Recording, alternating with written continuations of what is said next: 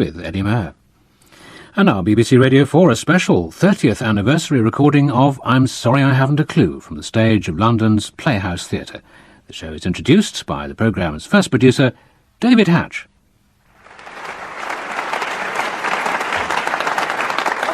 Well, I can see you're as noisy as ever.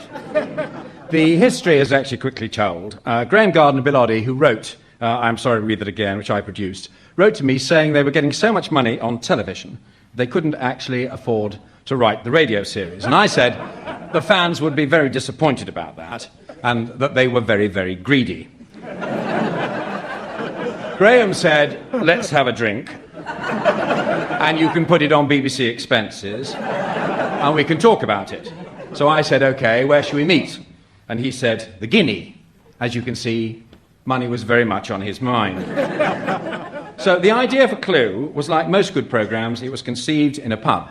And one day there will be, I'm quite sure, a blue plaque outside the Guinea saying Mornington Crescent was born here. The plan was to continue the spirit of I'm Sorry without the fag of writing a script.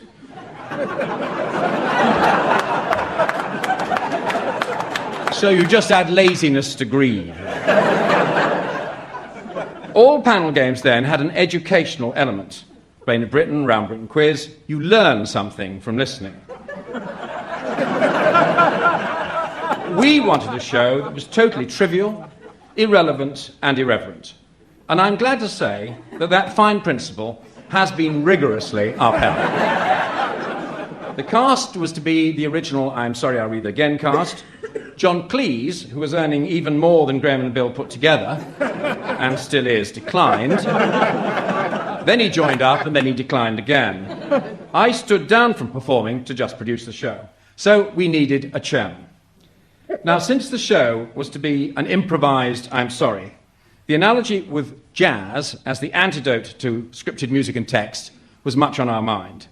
And neither of us can actually recall who first said Humphrey Lyttelton. But that was the most inspired idea of all. There's no doubt about that. Now, of course, 30 years later, it is obvious when you think about it that the show needed an old Etonian ex-guardsman trumpeter.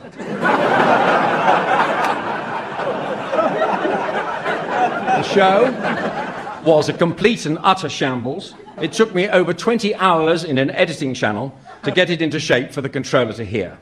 His name was Tony Whitby. He loved it and he backed it, and the show owes him a tremendous amount. It is actually remarkable that a programme devoted to being unremittingly silly should have survived so long. Its achievements, I think, are threefold. One, that anyone called Samantha will always get a second glance.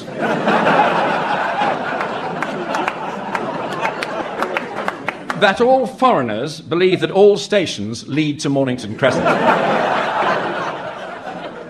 And that careers masters in all schools and universities compel their students to listen because it demonstrates beyond peradventure that a living can be made talking rubbish even outside Parliament. Here endeth the lesson. Good to see you again.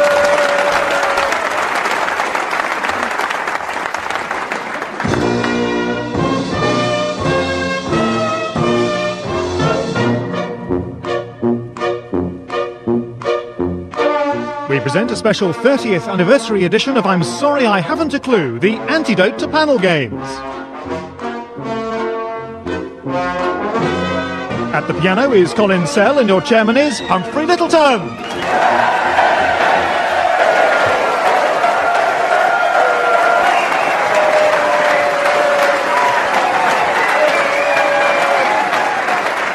Hello and welcome to I'm Sorry I Haven't a Clue. You join us at the Playhouse Theatre in London's West End, where, in celebration of 30 years of the programme, we've been asked to record a special show. And that's not our only first this evening. What a different place Britain was back in 1972. The first series of Last of the Summer Wine had only just begun its 17th repeat. And there were just 3 television channels showing a limited selection of comedy, drama, news and sport. How TV has changed today, with digital technology providing many hundreds of channels showing a dazzling variety of gardening. The Britain of 1972 was in economic turmoil as car factories, docks and coal mines were hit by strikes, mass walkouts and picket lines. 3 curses eliminated by later governments: car factories, docks and coal mines.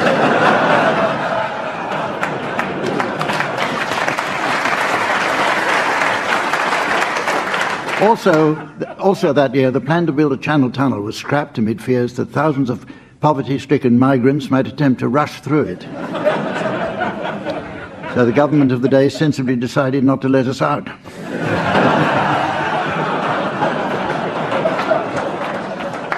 On the world stage, US President Richard Nixon was re-elected and quickly appointed Sparrow T. Agnew as his vice anagram.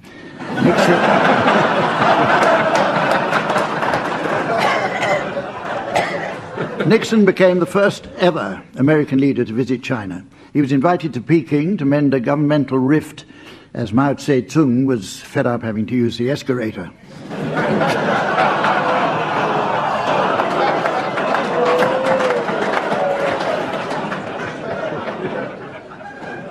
President Nixon later became known as Tricky Dicky after the Watergate affair, as later did President Clinton after the Lewinsky affair. Also in America that year, Charles Atlas died, and at a huge funeral in his hometown, mourners queued up to kick sand in his grave.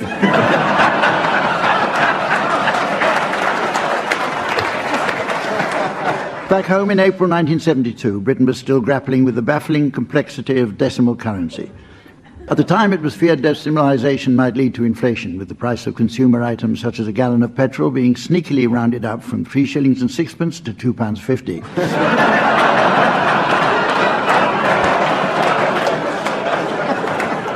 We returned here to the Playhouse Theatre, where our very first show was made on April the 4th, 30 years ago. And as the teams arrived in their usual garb of tie-dye T-shirts, paisley cravats and flared loon pants, I couldn't help but try to remember what they wore back in 1974. On my left, Barry Cryer and Graham Garden.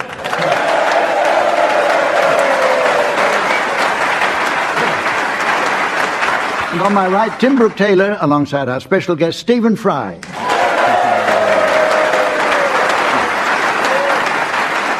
And please welcome our lovely scorer, the ever-delightful Samantha.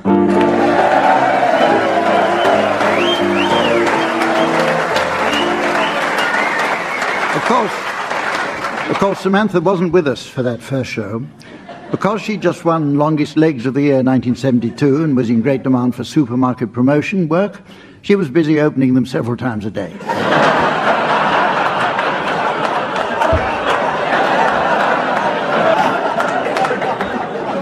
Okay, since we're here anyway, we might as well get on with it, teams. Much has changed during the last 3 decades, and the use of the English language is a prime example. Teams, we have to accept that many words have changed their meanings, and I'd like you to provide examples of some that you've spotted. Graham, will you start, please? Yes, the word negligent, a man who wears lingerie. Cryogenic, which is when you turn out in a photograph to look like Barry. Stir fry to arouse Stephen.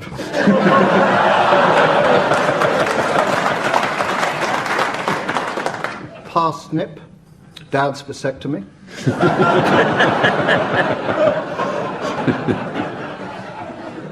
There's Marmite.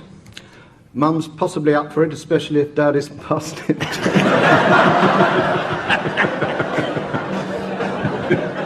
Wallaby, someone aspiring to be a kangaroo.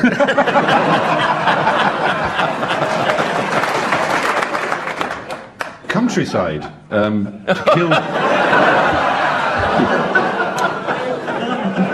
to kill Piers Morgan.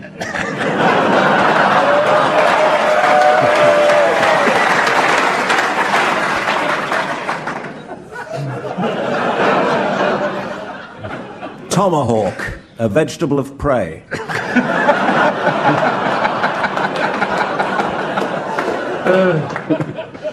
Diphthong to wash an undergarment. You could wash it in, actually, a lip sync, which is a lady's intimate wash basin.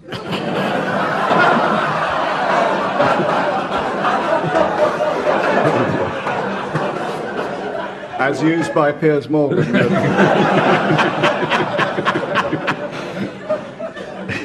Placebo, a Spanish tenor who does nothing for me. Rectitude is the angle at which a thermometer should be inserted.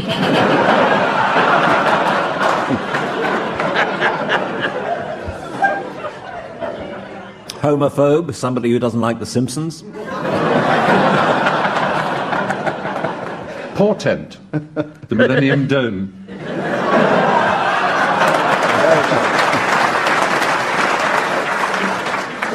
Okay, it's time for a musical game now, in which this is one in which the teams sing one song to the tune of another. And even as those words crossed my lips, I could sense the teams thinking, sing one song to the tune of another. What on earth are we supposed to do here, then? Well, if explained properly, this is actually much less complicated than it might seem. You see, teams, although we say one song, that one song can actually be divided in two. Now, I'm sorry to throw all these technical terms at you, but 2 is what's known as a prime number, as it is the integer, that is the sum of 1 and 1. As you know, 1 is also a prime number, but it's also a cardinal numeral. An integer is defined as a number that cannot be factorized into other integers, but is only divisible by itself or 1, whereas a cardinal is a butterfly of the genus Pandoriana pandora, commonly found in the meadows of the temperate regions of southern Europe. Now, I can sense, teams, that you're eager to learn more. 1 plus 2 equals 3, and the numbers 1, 2, 3, usually expressed in that order by experts, are the factors of 6, which is what's known as the first perfect number. And the only thing I know for certain about a perfect number is that we've never yet heard one from Colin Sells. It was back in 1972 that Colin first started to learn the piano. Within 2 or 3 weeks, he could manage to tap out a few basic tunes with one finger. Obviously, his later career never fulfilled that early promise. Okay, teams, to assist Stephen, you'll be performing these songs as duets. I think that's right. I can't read my producer's writing. It's the worst writing I've ever seen in my life. The only way to read it is pin it up on a board and run past it.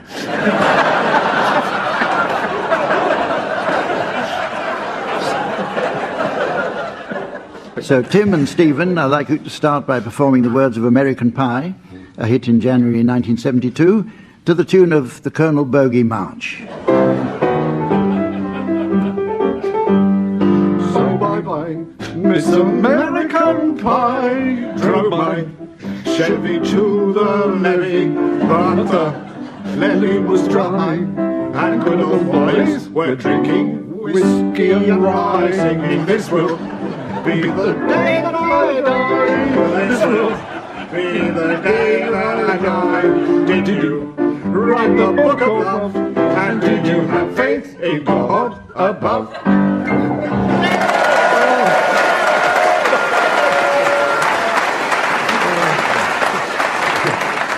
Your turn now, Barry and Graham. I'd like you now to perform the words of Rockin' Robin, a hit for Michael Jackson in May 1972, to the tune of House of the Rising Sun.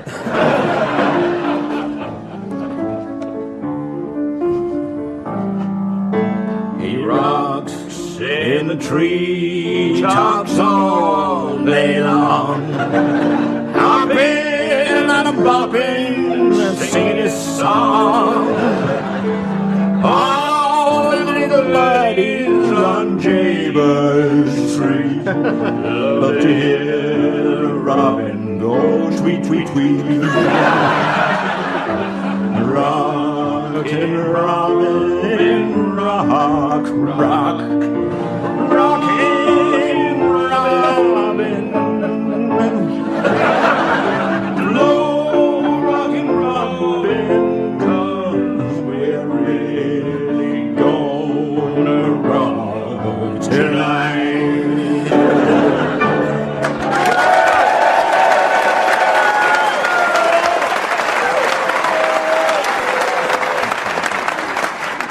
Okay, let's try something else. So I think I read that wrong. Okay, let's try something else.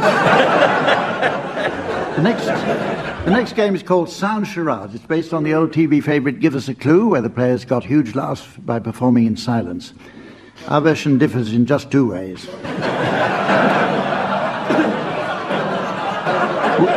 We all recall how film titles were demonstrated in mime against the clock by the Grand Master of the game, Lionel Blair, who would use just his hands to delight his team's members.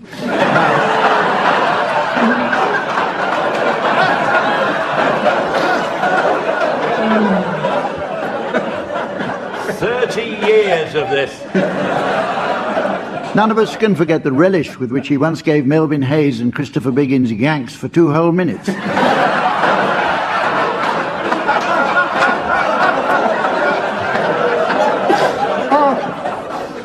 In the original version, the teams weren't allowed to speak. Happy days. In ours, they do. Now, Tim and Stephen, you're to start, please. And your title's now being exhibited on the laser display board, and here's the mystery voice for listeners at home. Last Tango in Paris.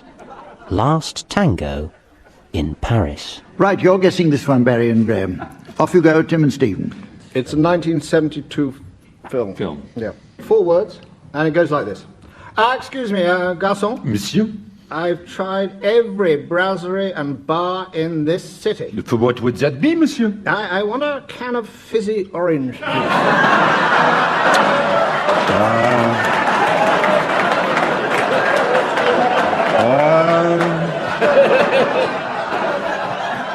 Monsieur, je suis désolé. Oh, no. Oui, I've run out of your curious, also English fizzy orange drinkings. There has been a terrific insatiable demand. Oh, that is a shame. What? Oh, I speak to you a lie. No. We have just one left. Would you like her? Merci, monsieur, just what I wanted. Thank you. I'm so happy.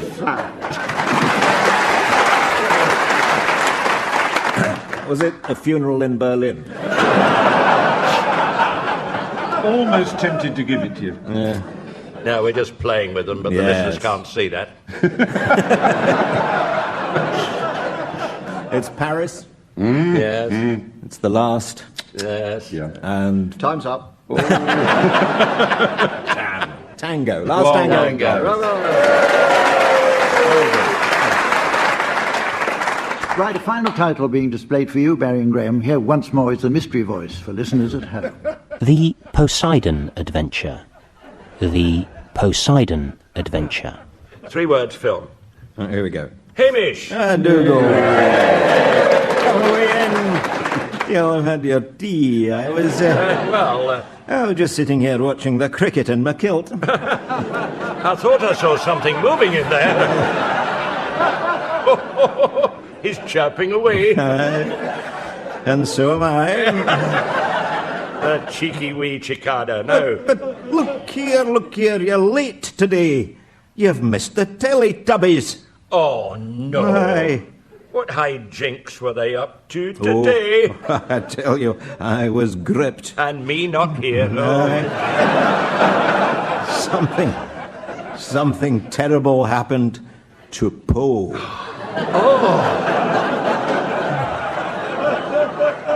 Speak on, old friend. Well, Tinky Winky, Oh, Dipsy, and Lala oh, James. couldn't see Poe from the front.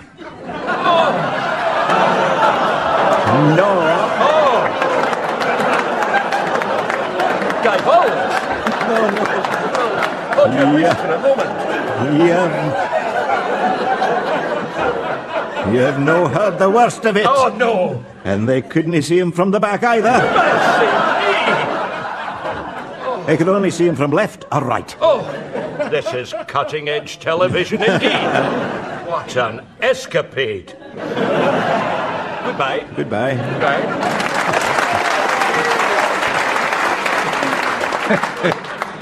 Stephen's got this. Yeah, well, we think Or it's you're going to play with an them. escapade. I might play with them. Yeah. But it's an escapade, Yes. and we can only see Poe. Yes. I can't believe you've done this to us. You can only see Poe side on.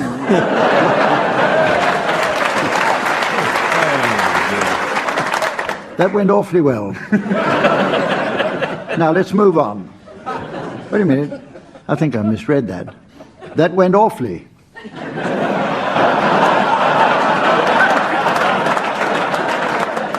Well, now, let's move on. The next game is called Word for Word, and it's all about words. The round is virtually tailor-made for our resident wordsmith, Barry Cryer, who was the very first Word for Word champion in 1972. An important time for him in many ways, as that was also the year he proposed to his wife.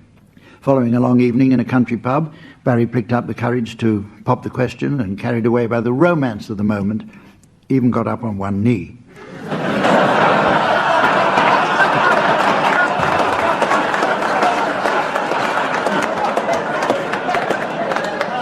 So teams, bearing in mind you're up against an expert, I'd like you to take turns to exchange a series of totally unrelated words, while the opposing team should challenge if they detect a connection between any of these words. Off you go, Tim and Stephen. Blanket. Breathless. Camel. Indicative. Aubergine. Favourite. Challenge from Barry. Aubergine favourite. Chart toppers in 1972. Oh, no, that's sorry, that was Aubergine Vincent, sorry. I apologise, I withdraw. You don't very often say that. Especially not where aubergines are concerned.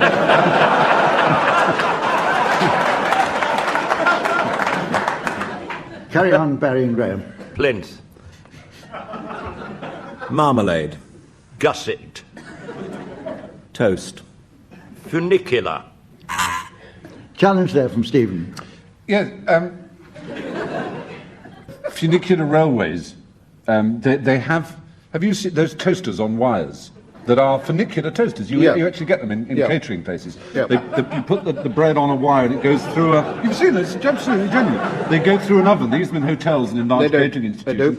And funicular means of wire, essentially, as I don't need You don't need anyone to in this explain room. And it's... So toast and funicular are very intimately connected. Adjudication. Are you talking to me? Sorry. Well, I've caught Samantha's eye. I thought it was very convincing. Thank you. Carry on, Tim and... Plumber. Titular. Graham. Breathless and camel. Doesn't take a tin of shot to fall on him. That's an old insult in Morocco, isn't it? Yeah. You breathless camel.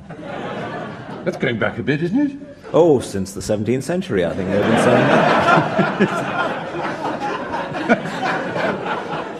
Well, you go on then. All right. We're going on. Yeah. All right. That's your punishment. Challenge from Tim. Hesitation. Oh, stop it. Okay, next up is the quotations round. This is played in tribute to the long-running quote-unquote programme, which we all find, quote-unquote, highly amusing.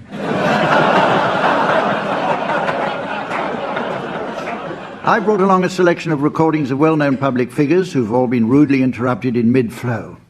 And I'd like to thank the staff of the Today programme for kindly supplying the tapes. I'd like you teams to complete these quotes by supplying the missing endings. Barry, we'll start with you. Here's a speech from Ian Paisley for you to finish off. And people right across the whole province, high and low, rich and poor, middle classes, working classes, and the upper classes, have all been saying to me, Speak up.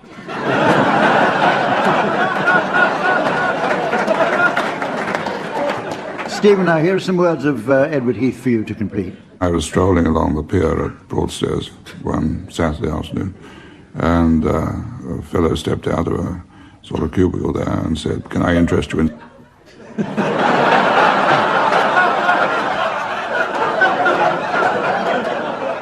No, I can't complete that because you got it wrong. What I actually said was, "Would you like some?" But I'm very touched you remembered. Tim, some words of George Bush Sr. for you. They'll push and I'll say no, and they'll push again and I'll say to them, read my lips.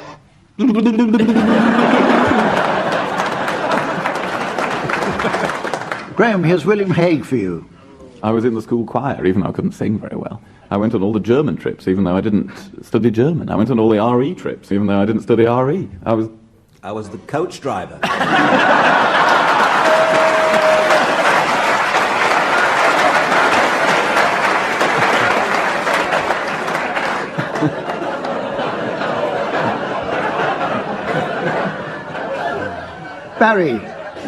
Barry, a well-worn speech of Margaret Thatcher for you to complete now. I would just like to remember some words of St. Francis of Assisi, which I think are really just particularly apt at the moment. Where there is discord, may we bring harmony. Where there is error, may we bring truth. Where there is doubt, may we bring faith. And where there is despair. Tough.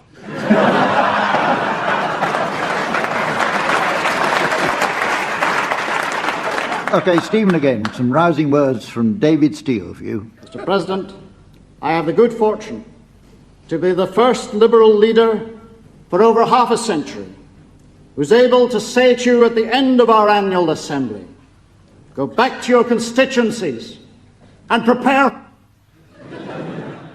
a light vegetarian meal.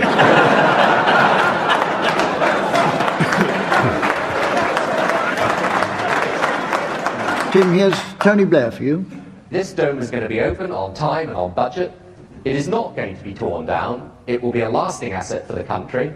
It is a triumph in the end of confidence over cynicism, boldness over blandness, and arse over tit.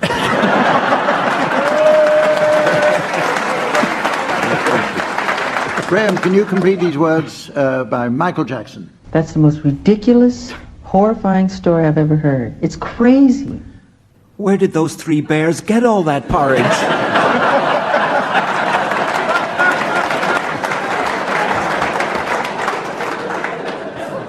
Stephen, here are some words by Ian Duncan Smith. If we were clever as Conservatives, we'd be flying in the face of history.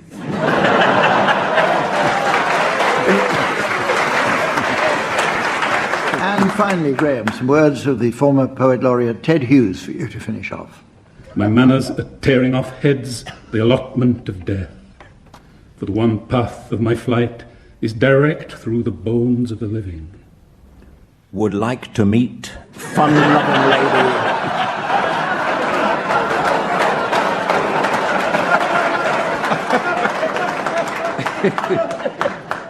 With GSOH. It's now time to play the game called Mornington Crescent. But first, I noticed from the sackloads of cards we've received from well-wishers this week that the post office Christmas delivery service isn't getting any better. And also we received a letter from a Mrs. Trellis of North Wales,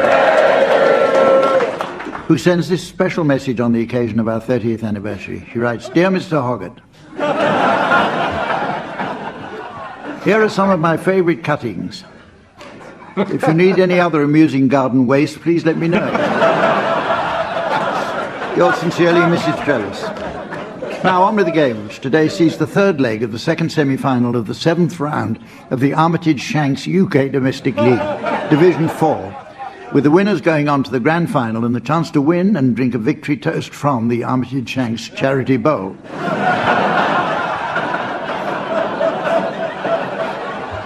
Well, like all matches in the Armitage Shanks series, your commentator for the event will be none other than Raymond Baxter.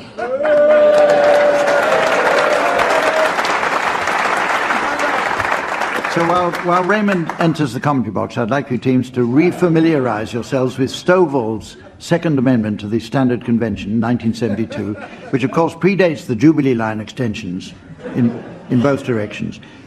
Tim, will you start, please? Yeah. Rotherhithe. A cautious opening gambit from Brooke-Taylor, but of course it opens all three diagonals.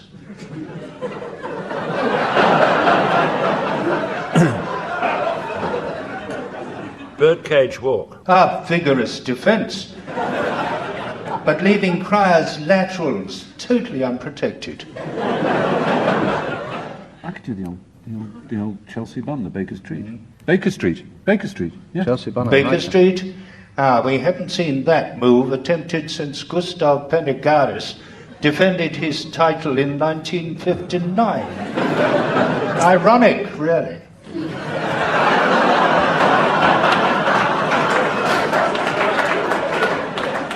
Very good, Stephen. We haven't heard that for a long time. Excellent. Excellent. 1959, I think, wasn't it? Was it? It was Gustav Pennegaris did that. Yes, we know that. Yeah. Go on, Graham.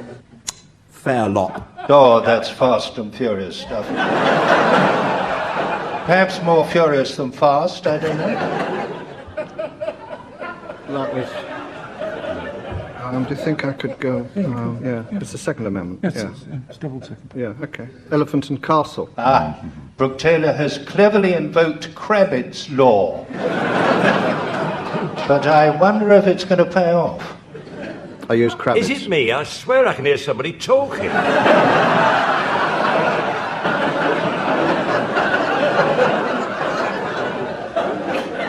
Go on, Baz. Listen, Grove. Yeah. Oh, a very bold move there from Cryer. A flying stowbold with double platform loop. Spectacular. It's a bloody double platform, isn't it? Yeah, he had. We're not at home to Mrs. Whisper. Sorry. Sorry.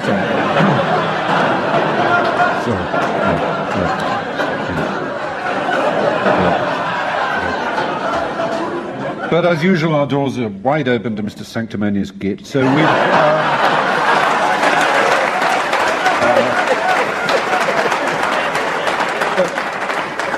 Bad etiquette. I was playing for time. I think I can go Totteridge and Whetstone. Oh, now that is a move you don't see every day. I have to say, you don't see that every day, do you?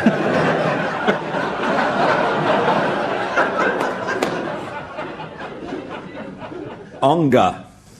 Now, in the old days, of course, that would have been offside, but I don't think the chairman's noticed.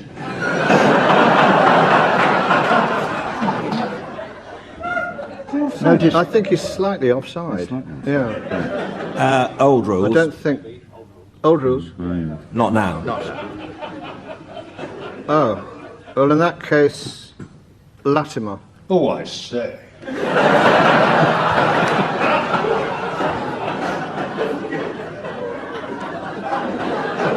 Latimer. That's incomplete. Can you have Latimer without Chalfonts? I was a martyr to them. Yeah. Latimer's... Oh, Latimer. Yes. Yes. Sounds incomplete. Okay, it's okay. Okay. Burnt oak. That moves play below the line, which can be risky at this stage of the game.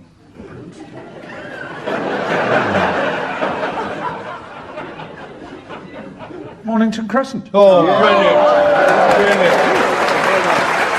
Thank you, Raymond Baxter.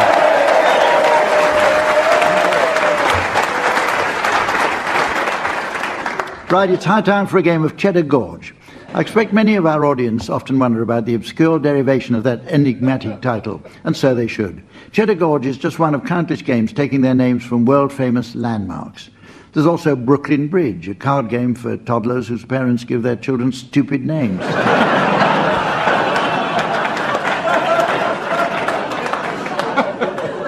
As you would expect, in Cheddar Gorge, the panelists take it in turns to exchange a single word each at a time in order to make up a sentence, the object being not to complete the sentence. If you hear this, it means I judge a full stop has been reached. And if you hear this, it means I've lost the will to live.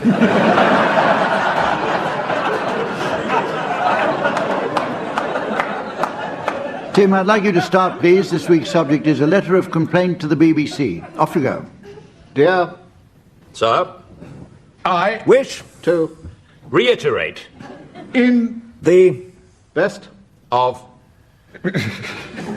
forms that I was shocked, nay, horrified, when it appeared to me that an announcer was shamelessly and yet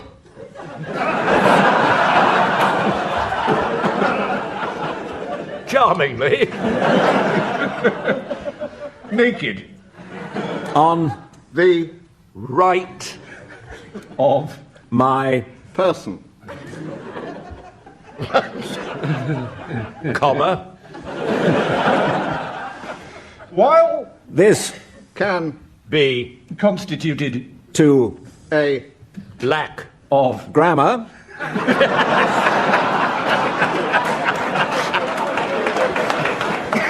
I feel duty bound to state firmly and yet in wild and strangely abandoned terms that announcer must be immediately sent to a very cold and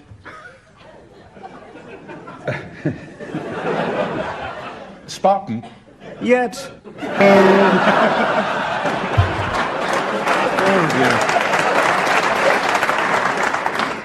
That was the second of my two options.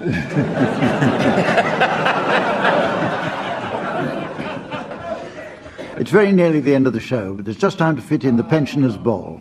Samantha tells me she has to pop out now as she does a few chores for an elderly gentleman who lives nearby. She shows him how to use the washing machine and then goes out to prune his fruit trees. Later he'll be hanging out his pyjamas as he watches her beaver away up the ladder.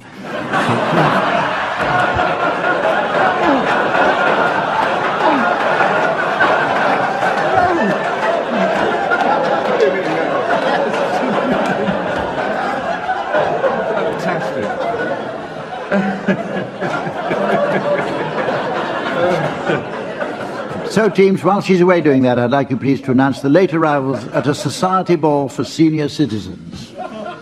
Will you please welcome that lovely octogenarian couple, Mr. and Mrs. Cryer, and their father, Barry.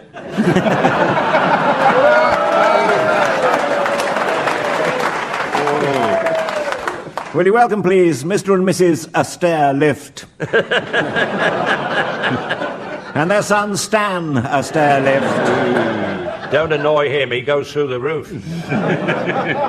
Oh, there's the Saga Khan.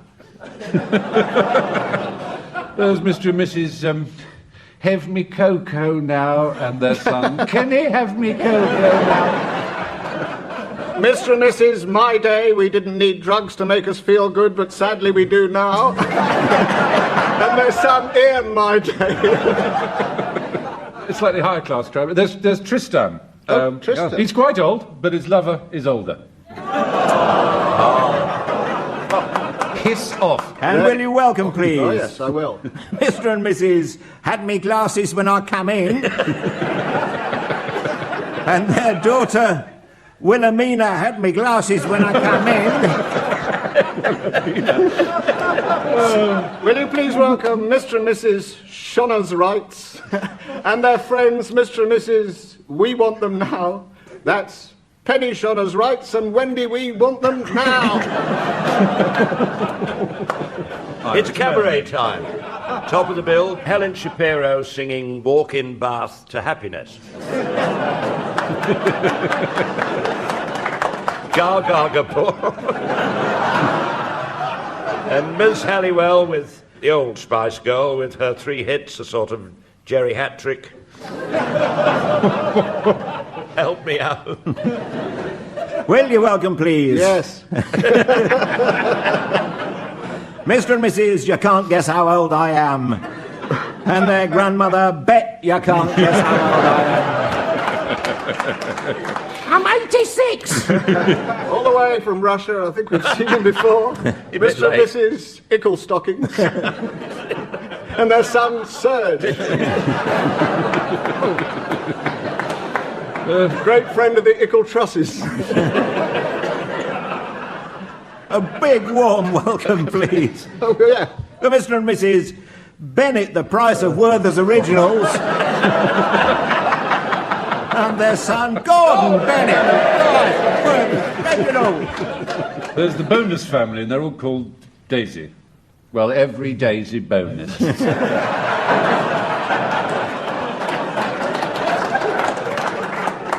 Mr. and Mrs. Fortifies the over 40s and their daughter Phyllis Ann. That's Well- one for the teenagers.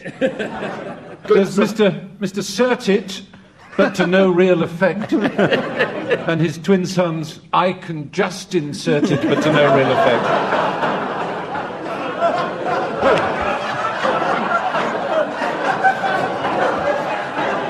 Closely followed. by Mr. and Mrs. Tile Dysfunction. And their son, Eric.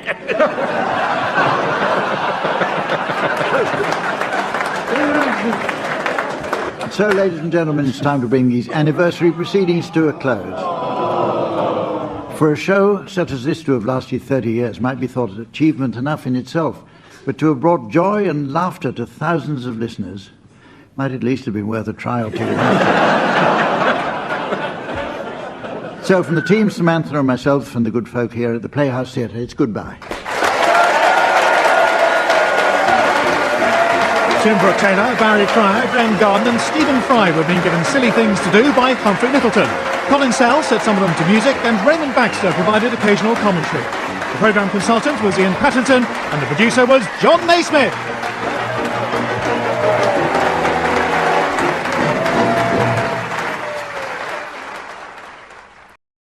Now, he may be a father figure of British jazz who's played with Louis Armstrong and even Radiohead, but to many people he's just that really funny bloke with the spot-on timing of I'm sorry, I haven't a clue. Humphrey Lyttelton taught himself to play the trumpet, and he worked briefly in a Welsh steelworks when he left school, Eton in his case. His talent for broadcasting was first spotted back in 1947, and in October 1950 he was given his first programme, Looking at Jazz. Well, here he is now, no jazz records, no silly things to do. In That Reminds Me.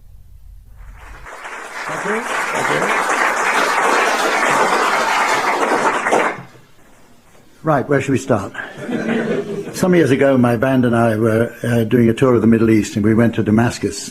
And we were absolutely enthralled. We landed in the middle of the desert in the airport. We went into Damascus, went round the ring road, which had every form of transport known to history going around it at the same time. And then we went in, and after we checked in the hotel, we went down to the souk, the oldest souk in history. And all the wonderful biblical associations, frankincense and myrrh and all that. We went up to a store where there was an Arab guy selling kind of Aladdin's lamps in all different metals. And he saw us coming. And he said, "Are you from England?" So he said, "Yes." And he said, "Nice to see you, nice." So I can't start with that, otherwise you might start shouting. The other way that I could start, because it's awkward to start a programme called That Reminds Me, because you have to think of something to start right out of the blue, because it doesn't help you unless you say something to say that reminds me. You can't say that reminds me when you haven't said anything. So I'm going to go right back now to the earliest recorded words that I ever spoke. And as often happens, I remember vaguely the circumstances. I was 3 years old at the time, and I remember standing with my father at a bus stop. And I believe it was a bus stop leading to Slough, but I can't remember what happened there, or indeed why on earth we were going to Slough. But apparently what happened, because my father told me, was that a sleepy domestic cat came out of a gateway and walked towards us, blinking, sat down on the pavement, and then yawned, showing its teeth. And I flung my arms around my father's tree trunk of a leg and said, "Let's dead that cat before it eats us." As he blew the gaff on my early saying, I'm going to blow the gaff now on some of my own children's early sayings. Some of them were apprehensive, as children very often are. When my second son, David, was sitting with us watching Winston Churchill's funeral, he turned at one point and asked us, "Does everybody get killed when they get to 90? My daughter Georgina was once paddling in the water in Harlech Beach in North Wales, where we used to go and stay. And it's a long way from the sand dunes to the beach at low tide. And I thought that it was about time she came out. So I walked all the way down to the shore, and I said to her, Georgina, come on out, because you're getting cold. She said, no, I'm okay. I said, you're not okay, you're getting cold. You must come out now. She said, I'm okay. I said, your teeth are chattering. And she said, only my teeth are cold. I live in a house called Allin Close, which has a shingles drive down to the roadway. My son Stephen, when he was about 11 years old, had a friend up to the house, and they'd got a couple of tennis rackets out, and they were picking pebbles up from the drive and swatting them into the air. And there's a row of trees that separates us from the road, and they were trying to get the stones over the trees. And many of the stones went over the trees, of course, and fell on motor cars travelling up Barnet Road on the other side. And a man absolutely puce in the face with rage came thundering up the drive, and he said to my son, are you belting stones? And my son said, no, Allin Close. In fact, I'm thinking of changing the name of the house to Belting, sending out invitations, at home, Mr. and Mrs. Humphrey Lyttelton, Belting Stones, Hertfordshire. Sounds very posh. Later on in his life, my son Stephen was in charge of a record shop in Knightsbridge. And one Saturday morning, the doors burst open and some men came in. One of them produced a gun and told him and his friend, who was there as well, to lie down on the floor. And like all robbers, they came in shouting, get down on the floor, face down, get your hands away from me, Robbie. And the guy shouted to his accomplice, go and get the money, go and get the money. The accomplice went straight to the till, opened it, and found £13.75 in it. So he said, there's no money here, there's no money here. And the panic reigned. And so the guy jabbed my son in the back of the neck and said, where's the money? Where's the money? My son said, there isn't any money here. I banked it yesterday evening. And the guy said, what do you want to do that for? And my son said, I didn't know you were coming. Most children are eccentrics. They haven't learned how to conform to things. But my family is fairly rich in eccentrics of all ages and has been in the past. My great-uncle Albert was quite a renowned Victorian eccentric. And of course the thing about eccentrics is that they're not, as many people think today, like exhibitionists. They don't know what they're doing. They suffer from an excess of common sense. He was appointed Bishop of Pretoria, and before he left for Africa, his sister thought that she ought to give him a send-off. So she insisted, although he hated music, on having a musical evening. And what's more, she insisted that as the guest of honour he should sit up near the front as this lady and the piano player performed. And he put up with a song and a half, I think, and then got up and blundered out of the room. As he passed his sister, she said, where are you going, Albert? He said, Africa. I've been quite interested throughout my life in eccentricity of all kinds, and I've noticed that some of the strongest areas of eccentricity are the classroom and the barrack square, because I believe that people who are even briefly put in complete charge of a group of their fellow human beings go ever so slightly mad, some madder than others. I would say one of my favourite schoolmasters was a man called Monty Evans, who was half Welsh and half French. And he'd inherited from both sides a sudden flamboyant character. He looked a bit like the actor Emlyn Williams. With his gown on, it looked like a cape, and he had grey hair flowing back. And he spoke in very flowery language. When he used to set some homework, he used to correct it at home, and then he'd come in to the class and hand it round, telling the boys their results. And he handed it round with a certain amount of flowery language. He would say, for example, Wilkinson, I've awarded you an A+, a feat as surprising and miraculous as one of those of Hercules himself. And it was all that kind of thing. And he got to me, and in a voice as portentous and doom-laden as that of John Humphreys on the Today programme, he said, Lyttelton, D-. If this was Russia, you'd be found in the river in the morning, headless and floating downstream. That was the best ticking off I think I've ever had. Drill sergeants on parade. I saw enough of them in World War I, because I went, World War II, sorry. I saw a few in World War I as well, but I don't remember them so well. When I joined up in the army, I went to Caterham Barracks. I was in the Grenadier Guards, and I went first as a recruit, and then later on I returned there as an officer. So I had plenty of time to see what went on the barrack square. And I was amazed at the lunacy of drill sergeants. If they're only listening now, I know that off the parade ground, you're extremely balanced and sensible people. On the parade ground, different story. There used to be one guy who was actually one of the best of the bunch when I was a recruit there, who, I don't remember his name, and anyway, he might be still alive and be offended, so if you're listening, it wasn't you. And he was very mild compared to the others. He'd take you through rifle drill in a quiet and regular voice, and at the end of it he'd say, "Do you understand?" And we'd all nod and say, "Yes, Sergeant," at which point he went totally pear-shaped. He'd repeat those words, but at the top of his voice, "Do you understand?" And the first thing that happened, his cap used to fly off. Veins stood out on his neck. His face went a sort of deep maroon colour and shuddered. The whole of his body shook. And I swear that he shuffled his feet so rapidly that he levitated 2 or 3 inches off the parade ground floor. When I went then, after I'd been there as a recruit, when I went to Sandhurst, there was another sergeant there who was positively a sadist, because we used to drill several squads on this huge barrack square. And in the army, as you know, what the officers do, they perform an essential function on those occasions, in that they walk about. And that's about all.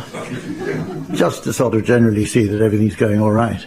And at Sandhurst, it was the adjutant who used to walk about, and he used to walk about on a horse. Well, he didn't, he sat on the horse. The horse walked about, doing what, from my observation, every horse does when it feels itself in the public eye, something which would be better done in the privacy of its own stable. And this sergeant of mine used to keep his eye open, and when he spotted a steaming mound somewhere on the parade ground, he marched us off, pointing us straight at this thing, and as we walked over it, he shouted, "Mark time." So they were left, right, left. Oh, it was terrible. Draw a veil over that. I seem to have strayed into a slightly indelicate region, so I'm going to tell you another one now, the main virtue of which is that it's absolutely true. The scene was at the Wellington Barracks, Birdcage Walk, 6:30 in the morning, daylight. And the regimental sergeant major emerged from his quarters, as he always did, to go on a round of inspection before the general parade started, which was around about 7:15. And he used to walk across with his pay stick, which was a thing that you probably know, that sort of opened up like schoolboy compasses. And if it was manipulated properly from the wrists, it would measure the exact regulation distance that the pace should be when members of the Grenadier Guards were marching. And when the pay stick was folded up there, it was a kind of insignia of office. They used to walk about with it under his arm. And he walked across the barrack square, and in the middle of it, he was brought to a halt by the sight of something which is, I don't know whether it is still now, but in those days was euphemistically referred to as a nuisance, bang in the middle of the barrack square. And in fact, committing a nuisance anywhere in public was regarded as a very serious offence. So he hurried off to the barrack rooms, and goodness knows by what form of detection, he found a culprit. And the culprit was wheeled in front of the commanding officer at commanding officer's orders next day, when the commanding officer would sit at a table, and he dispensed justice while all the junior officers, myself included, used to line up behind him looking stern. And the man was marched in and stood in front of the commanding officer, and then the regimental sergeant major read out the charge, which was that at some unspecified time of the night, this guardsman so-and-so had committed a nuisance in the middle of the barrack square. So the commanding officer said, "What have you got to say?" And he said, I'd been out to a public house the night before, and I must have had something funny in the beer or something or other, because when I walked across the square, I was suddenly taken short. And immediately the regimental sergeant major shouted, "Need to speak, sir." "Yes, sergeant major." On arrival at the scene, I examined the nuisance with my pay stick and found it was hard and obviously made with a Hefford.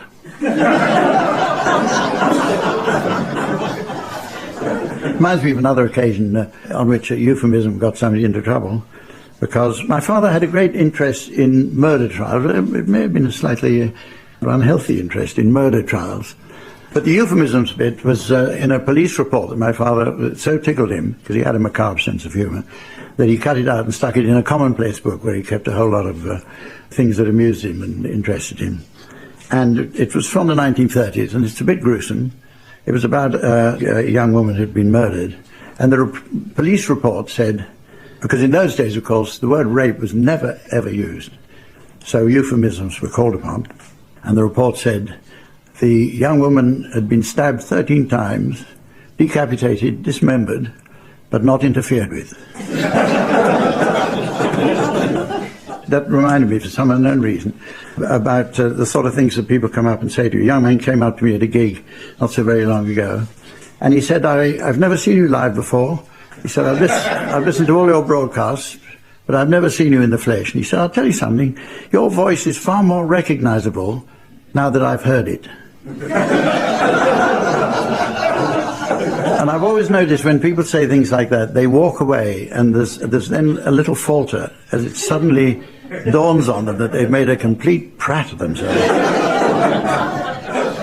A lady came up to me in a foyer, came right up to me, stared me in the face and said, if you look as well as you play, you've got nothing to worry about. Somebody came up, a not very friendly chap came up, because I played two instruments, sometimes three. Played trumpet and then a bit of clarinet and sometimes tenor horn. It must have been on an occasion when I played all three, because he came up and he said, do you play more than one instrument to show off your virility? It might seem unusual to you, who know my persona as chairman of I'm Sorry, I Haven't a Clue, that I'm quite interested in insults. And I've made a little bit of a collection of them. One of my favourites is one of the more long-winded of insults. And it was when a quite renowned American senator called Chauncey Depew, renowned as much as anything else for dropping bricks and for having put-downs, he was at a dinner party, large man, huge man, and he was in a dinner party also attended by President William Taft, who was another large man.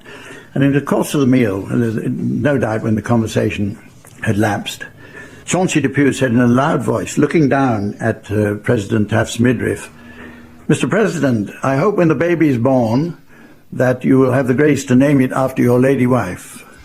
Which is pretty rude when you come to think about it. President Taft said, Senator, by all means, if the baby is a girl, I will name it after my beloved helpmate of many years. If it's a boy, I shall exercise a father's prerogative and call it Junior. But if, as I suspect, it's no more than a bag of wind, I shall call it Chauncey Depew. I like circular conversations, things that just go round and round and round. I had a circular conversation with an old man on a roundabout outside Bradford. I went around the roundabout a couple of times, and then there was spotted one elderly man, an angry, waspish-looking man with those sort of metal-rimmed glasses like John Lennon used to wear, and a flat hat. I wound down the window, and I said, can you tell me the way to the university, please? What university? So I said, Bradford University. There isn't one. I said, Bradford University. There isn't one. I said, there must be one. I was getting a bit ratty myself. I said, there must be one. I'm going to hear a concert there. Well, where is it then?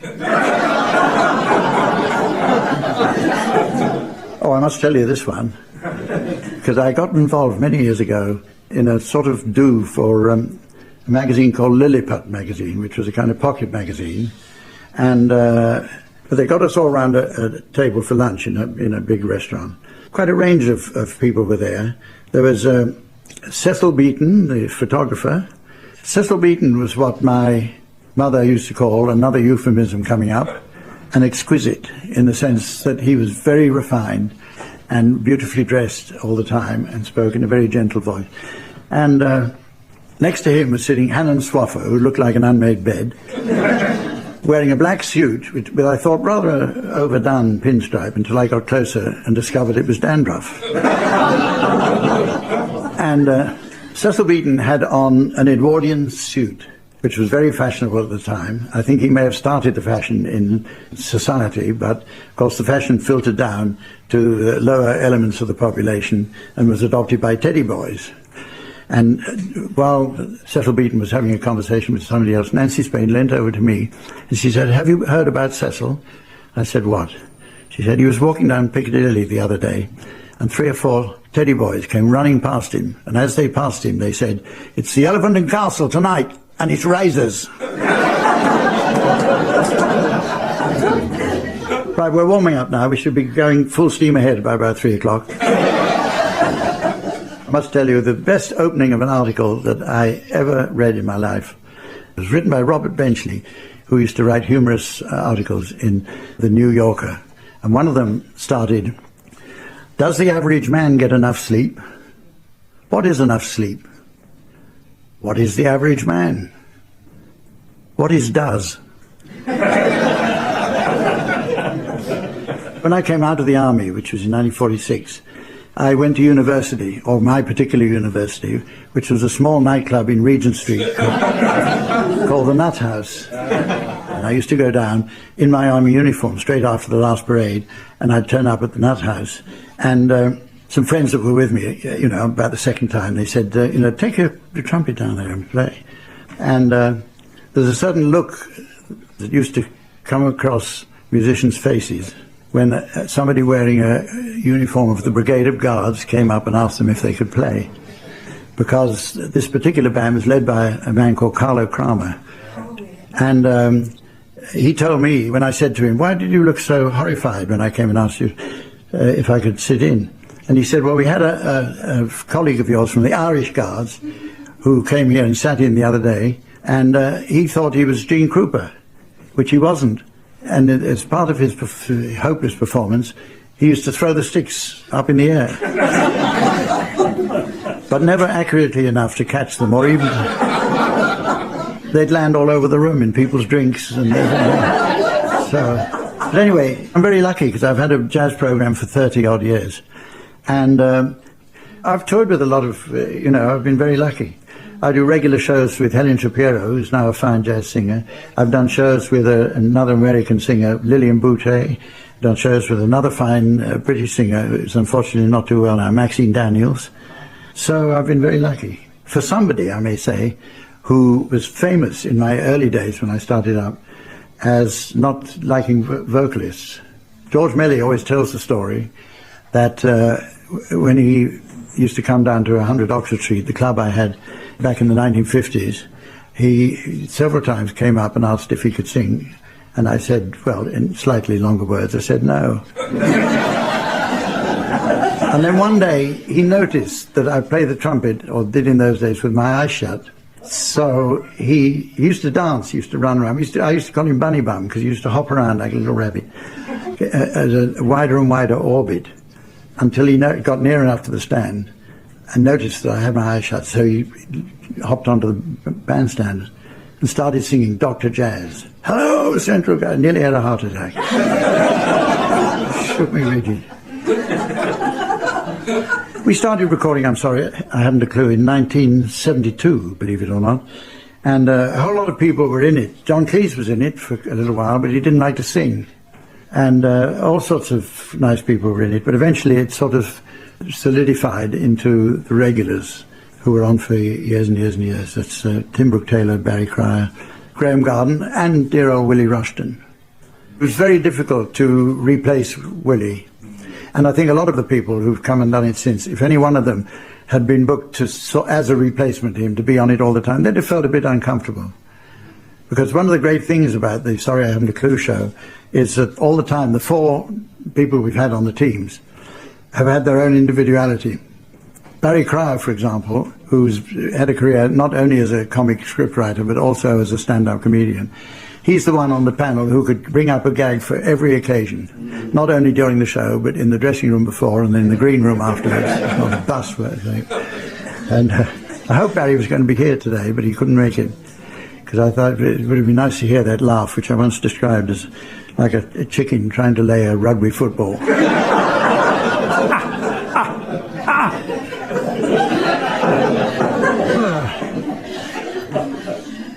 Willie had his own, his was the most satirical contribution always.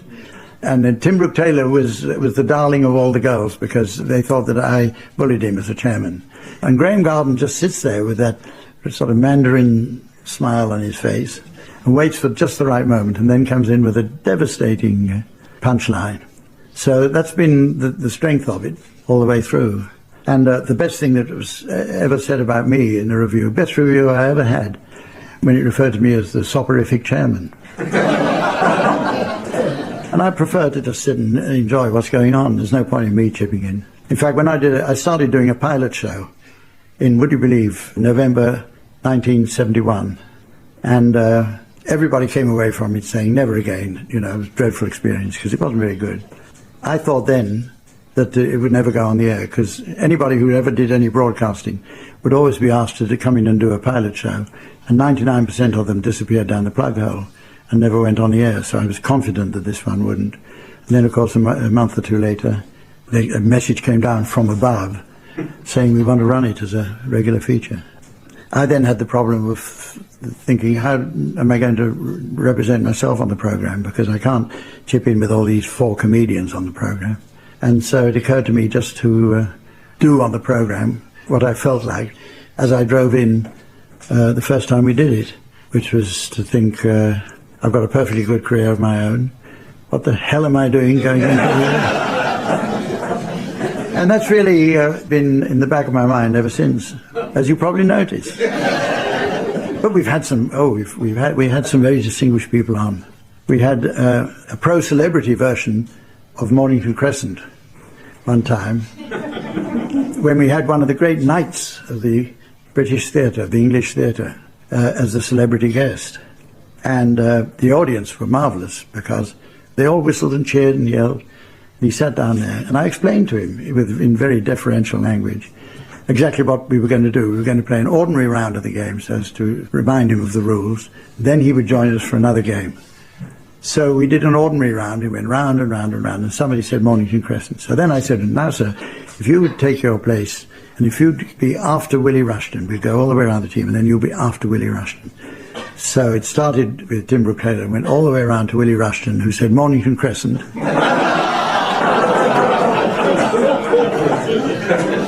So I then had to apologise, obviously, profusely to this actor, which I did, and I said, that's the way things go, you know, it's that sort of a game, you know, everybody takes their chance, and Marv, you've been a tremendous support, sir, and now, if you'd like to go back to your seat. So he went back to his seat to more applause from the audience, and I never once mentioned his name, and there was a reason for that, because he wasn't there. There wasn't anybody there. It was I was talking to an empty chair. But because he was very gracious, he didn't erupt like Ralph Richardson or become a bit theatrical like Laurence Olivier. He just maintained a dignified silence, as somebody who isn't there would. And people wrote in saying, to the BBC, several personal letters to me saying, what a disgraceful way to treat one of our most distinguished actors. And they wrote to the chairman and the director general and everybody concerned. And they all thought it was Sir Alec Guinness. Isn't that fascinating, about the effect of radio? People, they all had a name for it. I got ticked off. Mrs. Thatcher took part in one, and she didn't quite get the hang of it because she spent the whole time, the game of Mornington Crescent went round and round and round. And as you know, it's a very complicated game, which is based on London street names and underground stations and so on. And all she said all the way through was, Huddersfield, because that's the only bit of tape they had. I've enjoyed it. Hope you have. It's been a lovely audience. Thank you.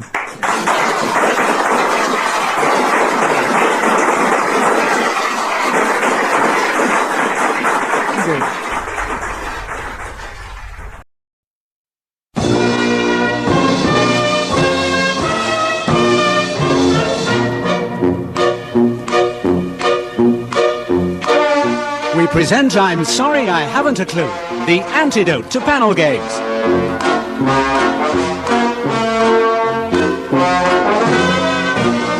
At the piano is Colin Sell, and your chairman is Humphrey Lyttelton.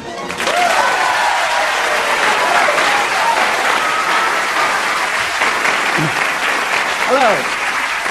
Hello and welcome to I'm Sorry I Haven't a Clue. So I'm here with Humphrey Lyttelton, who is chairman of I'm Sorry I Haven't a Clue. He's a jazz trumpeter of legend, national treasure, humorist, calligrapher, and subversive, I think. Congratulations on getting to 30 years with this show. Thank you very much. I don't know how we've done it, but it's nice to be here. It's been 30 years. You were there from the very beginning, but you weren't always the host. Is that right? Well, at the very beginning, I did the pilot. Because in those days, anybody who did any broadcasting, I'd done a bit about music, about jazz and things, anybody who did any broadcasting and sounded articulate would eventually be called on to do some kind of a pilot, you know.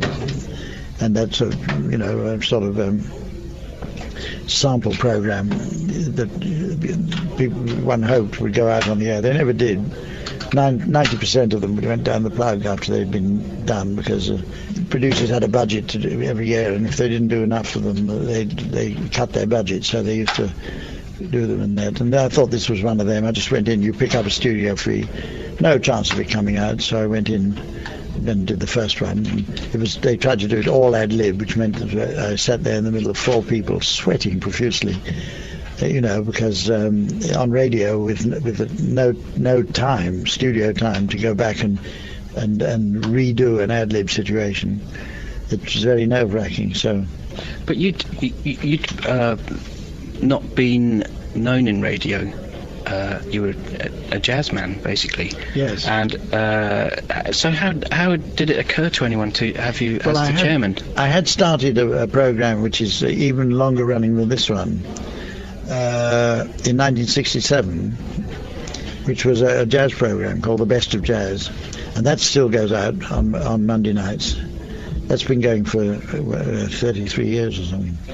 So you know, they knew that I could talk into a microphone. Hello and welcome again to I'm Sorry I Haven't a Clue, the show which does for entertaining panel games what being hit repeatedly on the head with a large croquet mallet does for small frogs. Or so I'm told. I did the pilot, but when they came through and said we're going to put it on the air, I had already some dates in the book, you know, with my band and so on. So Barry did the first one, I think, of the. He may have done a few more than the first one in the series, and I took it up from then. You were sustaining a pretty hefty tour schedule throughout all this. Tim and Graham were making the goodies all through the 70s. Yeah. When did you find time? Well, it's not very, very time consuming, because we record them 2 at a time. And now, of course, we do them in huge theatres. You know, I mean, I think 1,400 at Milton Keynes was the biggest.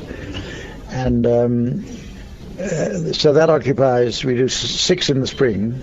That means 3 usually Sunday nights, and 6 more in the late autumn. So that's really only 6 days out of the year. So it doesn't, you know, occupy an enormous amount of time. And the teams usually arrive a day earlier and sort of sort out some things, like the musical games. Right. You know, and then I just stroll in just before the recording goes on. So. Yeah. The teams are going to sing for us now in a round called One Song to the Tune of Another. It's a game of such pure simplicity that to offer an explanation would be an insult to the intelligent mind. So teams, what happens is... I noticed you had a quick kind of read through the cards. Is that about as much preparation as it takes now?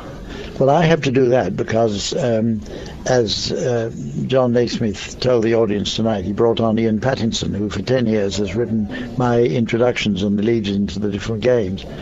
And some people say, oh, we thought it was you. No, that's not so much. But in point of fact, for me, it's a bigger challenge. It's much harder to do and much more rewarding to do well than just to think up some stuff of your own, hit or miss. Because you've got to see to it that you don't torpedo any of his punchlines.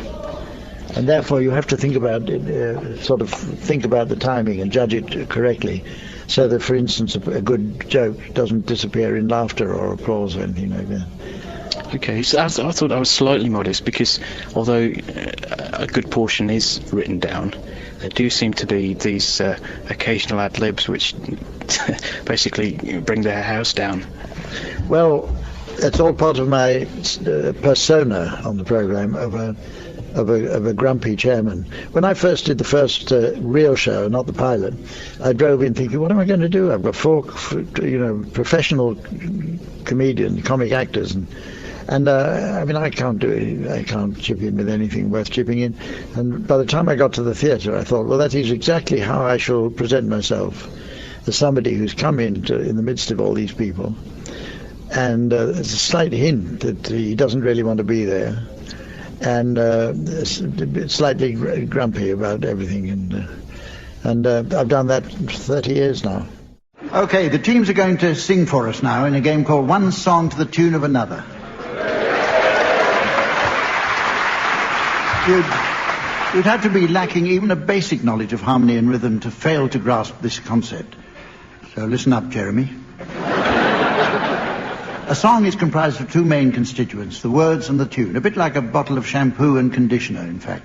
The shampoo element can be envisaged as the words, cleaning the grease and grime from our hair, although obviously the words of a song don't literally do that.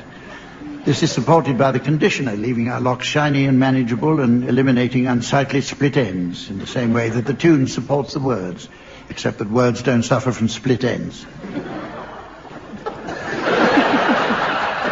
Now, teams, I can see you've grasped the basics already, but yes, there is one question that still needs an answer. What about dandruff? Well, even the best quality shampoo and conditioner won't always guarantee to rid us of an unsightly irritant that keeps coming back no matter how hard you try.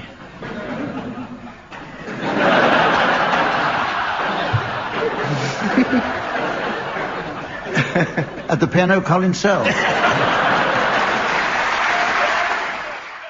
On the subject of ageism, is it true that I'm sorry, I haven't a clue, was going to go to television, but you were all deemed too old for television? Well, I'm sorry to say, it's a regrettable fact that, 45 years old. We were a bit older than that, but it didn't make much difference. 45 years old is usually a sort of watershed, beyond which in television, they're always wanting young people to come in and do things. But I didn't want to do it. Willie Rushton and I held out, I think, more strongly against television. Because, as Willie said at one of the meetings we had about doing a television thing, this is, though we say it ourselves, it'll go down as one of the great BBC comedy shows that people will talk about, like Round the Horn and Itmar and all those things. And why, move into a different medium, which is, apart from anything else, going to be very hard to do. You can't have... One of the things we do very often is to play television games, but on radio. And things like we've done Through the Keyhole, and we do children's party games, Pass the Parcel, and all these things which are essentially visual things. And the blinking game. And the blinking game, which we do, which nobody listening at home can see what's going on. But you can't do that on television. And also television, it's a lot of hanging about and a lot of running through things, and then we just turn up and, virtually speaking, we just come on and do it, and it has a sort of freshness. And looking at your audience tonight, you've got families, you've got the young and old, you've got a rather well-heeled looking yeah, well, it is crowd a very wide sort of range of people we get for this show. And I know that because my audiences have improved in character since the show became, as it has been for the last decade, I suppose, a sort of like a cult show, especially among young people. And I get people who come to my concerts and they come up and I expect them to ask for a request of a jazz number in the second half, and they say, "Oh, we're nephews and nieces of Mrs. Trellis," or in fact, sometimes they come up and say, "I'm Mrs. Trellis." Did Radiohead come up and say that? You played on a Radiohead. That's right. Yes, I did.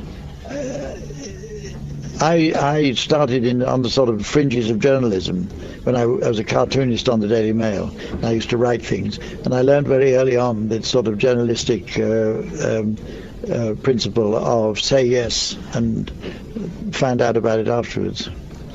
Okay, but there must have been some. I mean, if they wanted a trumpeter, a session trumpeter for a track, they probably could have.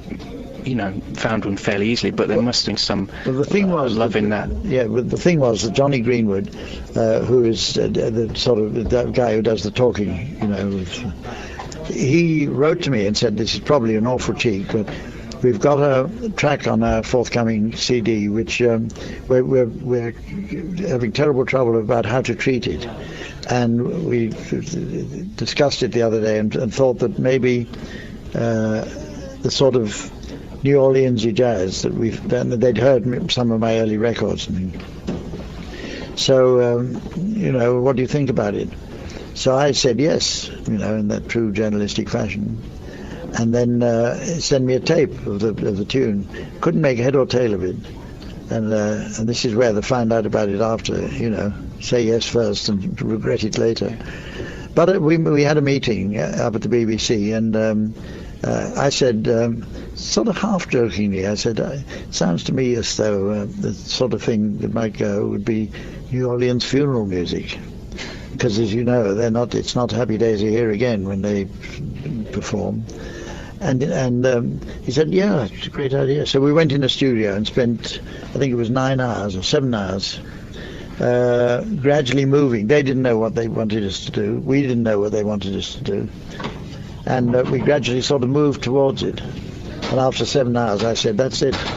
It's not going to get any better than that." But there's a certain sort of, working with Radiohead has a certain sorry I haven't a clue element, unexpected element about it, because Tom York, the singer, who's he writes wonderful things, that sort of always reminded me of that Procol Harum thing, the surrealistic words, and his are far out and great, and like when they came to us, we had to play the tape over and over and over.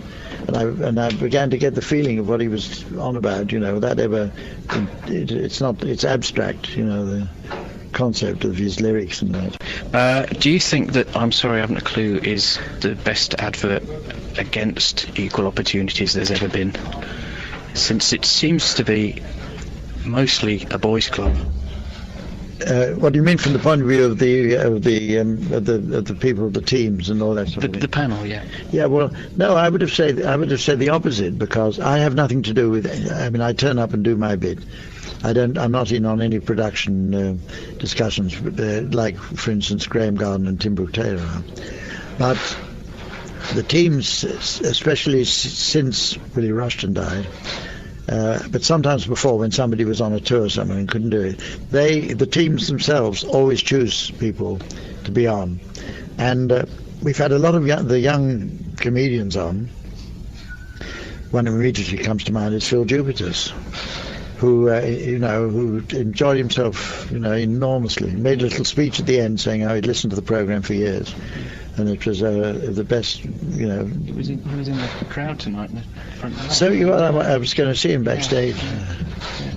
Yeah. So the young element does come into it. There's always been that sort of cheeky innuendo in the show, particularly with Samantha and etc. But it never crosses a line. I've found it remains innuendo, but never sort of spills into. To tell you the honest truth, I don't really understand what any of them are getting at. I'm very surprised when I'm reading out an ordinary bit of information from the script and the audience suddenly bursts out laughing. So, no, it all goes over my head. So that's the secret. The secret is not to understand. Well, the secret of it is to read what you've got in front of you. Don't, if you suspect that something has a double meaning, don't pause, don't put on a sort of leery vocal expression, if you know what I mean, on radio. Don't sort of do anything other than just read it. And if people see something rude in it, well, very few of them write into the BBC, because to do so they would confess that they saw something rude in it, you see, so they don't do it. I just read it. I just read it out. On that subject, that's my story, and I'm sticking to it. I was going to ask, you probably answered this, but is it difficult to find younger comics to come on who know the boundaries? But maybe there aren't any boundaries. It doesn't seem to be, because we've had I can't remember all the people. We've had Jeremy Hardy on, and we've had, of course, Stephen. We've had Paul Merton on as well. A very funny lady who's on the news quiz, and again, whose name has completely gone out of my mind. She was marvellous. Oh, we've had Sandy Toksvig as well. So there's nothing, there's nothing sexist or ageist or anything else about it. Gives me great pleasure to welcome our regular teams of, on my right, Willie Rushton and Tim Brooke-Taylor. And on my left, Barry Cryer and Graham Garden. I'm sorry I haven't a clue is 30 years old this week. How comes it's lasted so long? It started in 1972. That would do it. If I was to be serious, I think the main thing, which is Humphrey Lyttelton, is one of those voices. He's funny, he's absolutely filthy, but not filthy. Brilliant writing by Ian Patterson. That I think, Willie Rushton, the really sad thing about this anniversary is that Willie Rushton's not here, because he was such an integral part of it. And I had a chat with him actually a week before he died, and we said, when will this ever finish? And he said, well, it can go on as long as Hump's around. And I think that's what we feel now. Yeah. Graham, you devised the show, and it's been said that the inspiration was greed and laziness. Can you explain? Well, that's quite true, yeah. Very good reason. Extremely good. Yes. We'd been doing I'm Sorry, I'll Read That Again on the radio, and Bill Oddie and I had been writing most of the scripts. And we discovered that we were paid more for writing scripts on television, and it was not quite such hard work as writing for radio. So I came up with the idea, because I'd done a panel game, and I'd been a guest on a panel game, and thought this is quite easy, really. And all you do is you give people a set of rules and then hope that they're funny, and then you just broadcast the funny bits. So we made up between myself and David Hatch, this sort of panel game with apparently serious rounds. Do you remember who picked the theme music? David Hatch, I think, picked it. He played it to me in his office and said, what about this? And I thought, that's totally inappropriate. That'll do. There's another reason I remember doing it, because you'd been on a panel show with Giles Brandreth, and you said, God, this is easy. This is money for all rope. So let's get a bit of that money, and we'll provide the old rope, wasn't it? Yeah. We nearly called it old rope. Unfortunately, we didn't get the money. The music's a piece of music called the Shickle Shamble. Right. Or Anoraks out there. Monte Carlo and Busts, Yeah. Let's finish off with a round of limericks. Here's one for you, Barry. When travelling in Holland by bike. When travelling in Holland by bike, something happened that I didn't like. I had a mishap. When I hit a Dutch cap. And my finger got stuck in a dike. And there was going to be a TV version of Clue, but you were deemed too old for television. Well, we did a pilot. Well, the BBC weren't interested, naturally. So we did a pilot for ITV, and everybody seemed to like it. We didn't get it quite right, but it was going in the right direction, and it went to the central area where they decided to put on. I said, yes, great programme, but could we have some younger people in it? Actually, the programme doesn't really exist at all, does it, without whatever age the people are on it. So come out, that would be part of it. Yeah. Can I apologise for hogging this? Yes, you can. I apologise for hogging this. Oh, you're something that you know. But I think we always at the back of all our minds, I think, was the worry that it is such a radio programme, and it really exists on radio and works on radio and is about radio. Putting it on television might somehow take away from its myth. Might spoil the radio show. So we were never 100% about it. I was 100%. I was 100%. As long as you kept going on radio as I agree. That was pure greed, though. Willie was ambivalent, as I remember. Yeah. Sort of volte-face at one point. I would actually quite like to have done it in a way, because then you could have done some visual jokes, which you can't do on radio. So there would have been an extra element. We started to try and put those in the pilot, didn't we? Not many of them worked, because they technically wouldn't work. As the language is constantly changing, I'd like the teams to provide some new definitions they may have spotted lately. Polyunsaturated, a dry parrot. Barry. Hors d'oeuvre, women who hang around diesel pumps.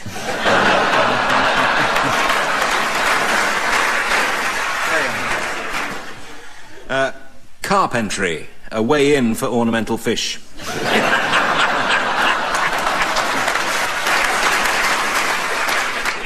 Pokemon. A Jamaican proctologist. Stucco, hitherto unknown Marx brother. Gripe. What Australians make wine from.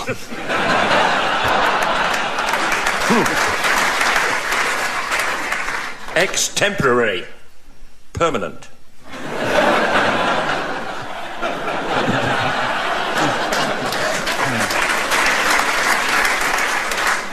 Loophole, a very long lavatory brush.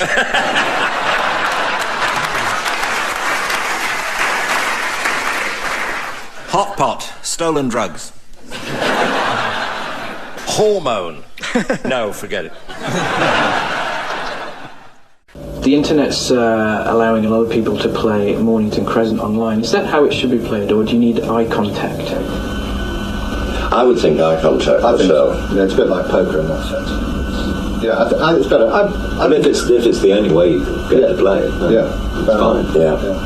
But it does bring a sort of international dimension to it. It does, but as you were saying, if you can't really see the other person, you can't play it absolutely properly. But that doesn't, as Graham says, it doesn't stop doing it. There could be a board game. It's not as good, but it would be worth doing. Now, I'd like to ask you if you'll play a special round of Cheddar Gorge on the subject of Samantha. Tim, can you start? I'm working in that direction. Straight back in that direction. Hold position first. I was once in the BBC looking for a very rare but strangely intriguing and probably hitherto undiscovered version of Samantha. But I found that she was not to be seen in any other portion of the BBC except once I went to the smallest room in the BBC, and there I saw none other than Samantha and her very close, intimate friend, who was none other than the very same person who was sitting next to me. Full stop. I think that paints the picture. We talk quickly about your careers outside I'm Sorry I Haven't a Clue. Barry, you've written for such comics as Kenny Everett. I've written to a lot of famous comedians as well. Morecambe and Wise? Yes. What sort of noises do we have to make? Can you do farmyard? What? A day in the farmyard. What? Oh, and over there's James Cagney. Kenny Everett, Morecambe and Wise, Bruce Forsyth, yes. Tommy Cooper, yes. Stanley Baxter, yes. Dick Emery, yes. Dave Allen, yes. Frankie Howard, yes. Bob Hope, yes. Jack Benny, yes. Richard Pryor, yes. On one occasion. Charles Dickens. Charles Dickens. You wrote for Anthony Trollope. What a pain he was. Tim, it says here you've worked on Me and My Girl with Richard O'Sullivan and has also worked alongside Roland Rat. I have, yes. Was that a great honour? That was a great honour. And also, what's the name of the original page 3 girl? You know what I mean. Anyway, she was together, 3 of us together. And Graham and I wrote for Orson Welles. Read that. I deliberately left that out though. Because it's not funny after Roland Rat. Roland Rat. It's like Milligan I used to write. You see, I liked Roland Rat. I thought it was good. You know, best thing the Director General did for TVRM. Yes, yes. People said, "What's the man that brought Roland Rat?" Yes. Graham, a scientific question for you, so listen carefully. What happens exactly when Eric eats a banana?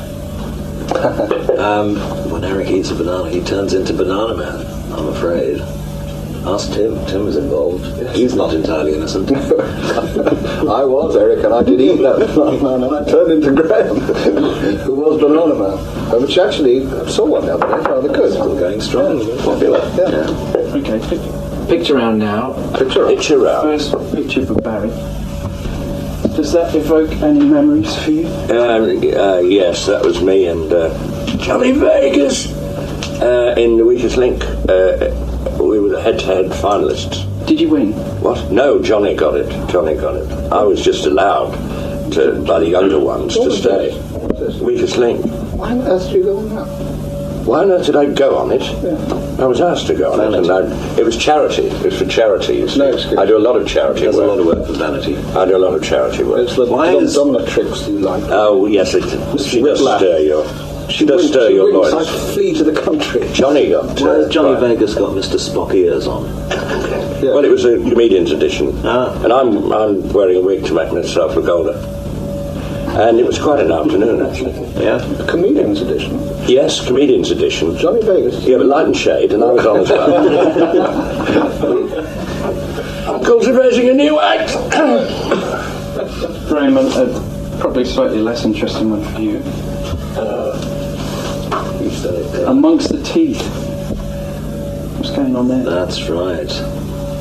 Gosh, yes, that's Body Matters, which I used to co-present with Gillian Rice and Helen Marion Davis, and we took a trip around the human body. Where did you end up? Well, we started there in the mouth. So, right. Fair enough. Leave the rest of it up to you. Yes. When we did the nose, we had Kenneth Williams sliding out of an enormous human nose. And they wouldn't let me say, "Here comes the bogey now." But you're in the same now.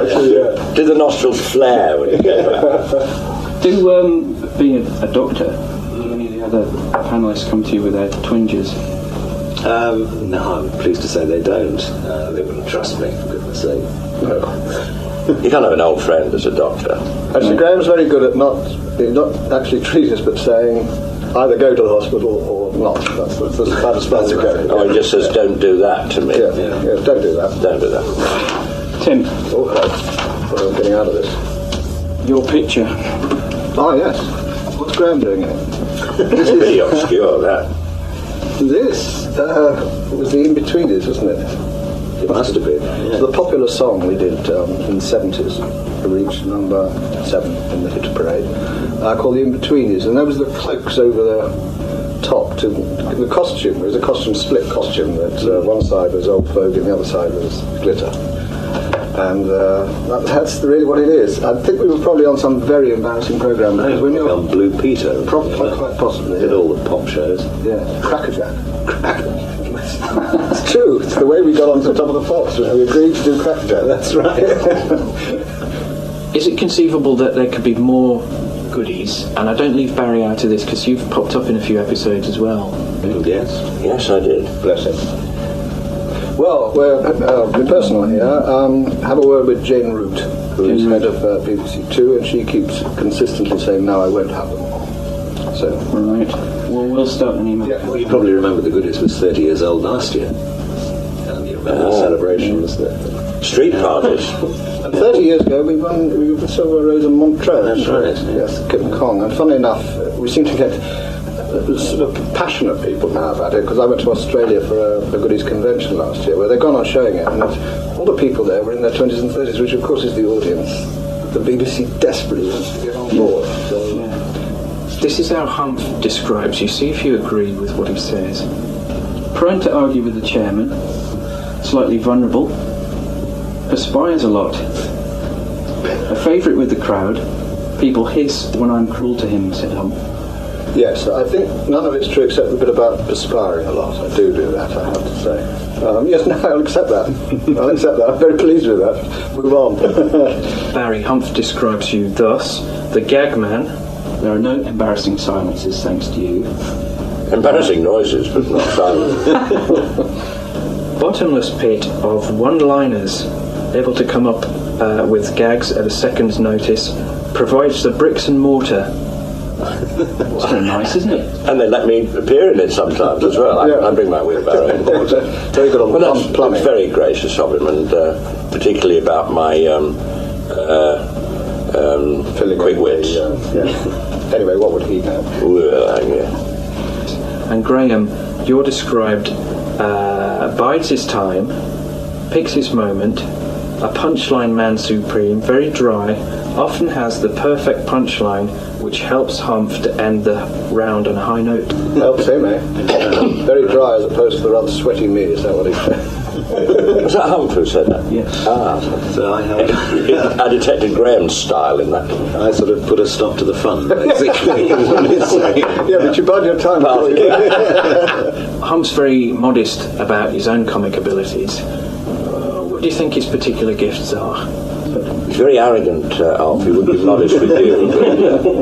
He's overbearing and quite I was a fan of his when I was a teenager. I used to go and listen to his band, which still plays magnificently. And I still get a thrill out of working with Humph. It's extraordinary after these years. And he's such an incredibly nice man, isn't he?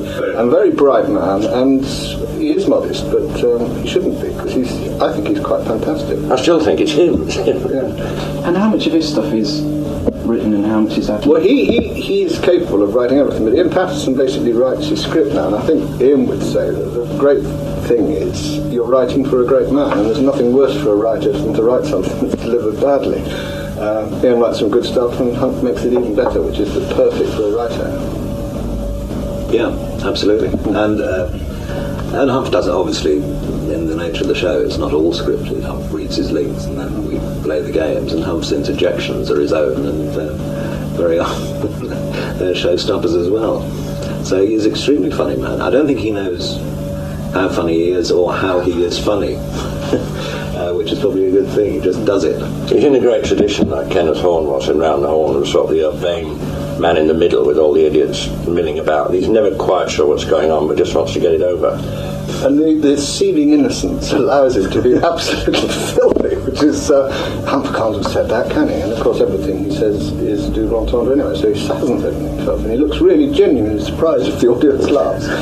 But he, as Graham says, he can ad-lib. As when we recorded on Sunday, it was something your handwriting so bad I had to pin it up and run past it to read it. I still don't quite know what it means, but it made me laugh moderately. The programme consultant was Ian Patterson, and the producer was John Naismith.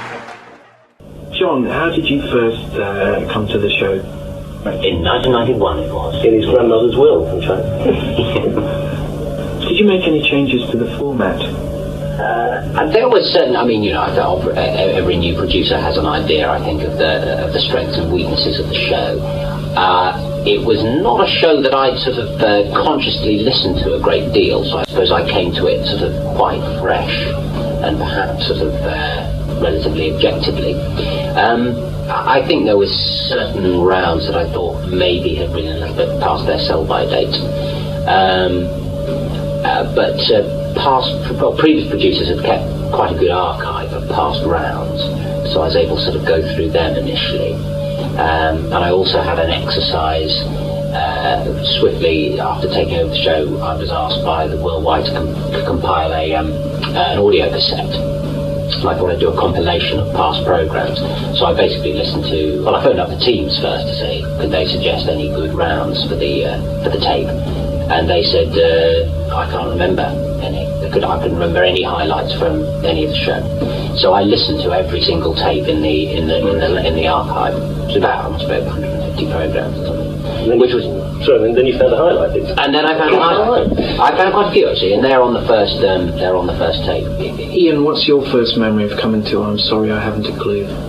Well, in the non-professional sense, that's when I started writing. In the non-professional sense, I came to Clue when it started. I used to listen to it in the 70s when I was in the real world doing a real job, and never thinking that some 20 years later I'm actually working with the guys and writing on the show, which is a bit of a tragic end to a young person's career, I know, but it is.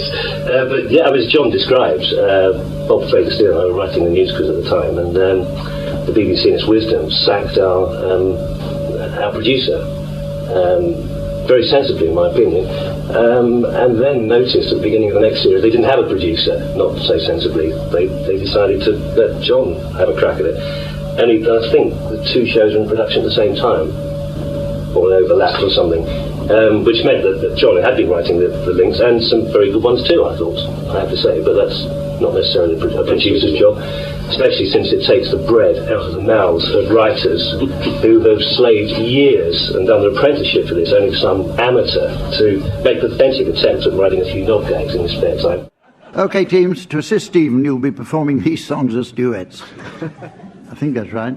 I can't read my producer's writing. It's the worst writing I've ever seen in my life.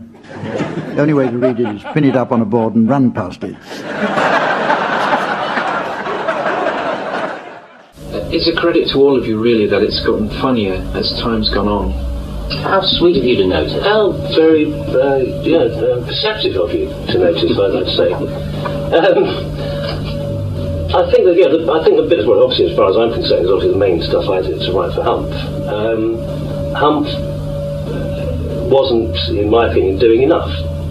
Because, not because he's lazy, simply because he wasn't being given stuff to do.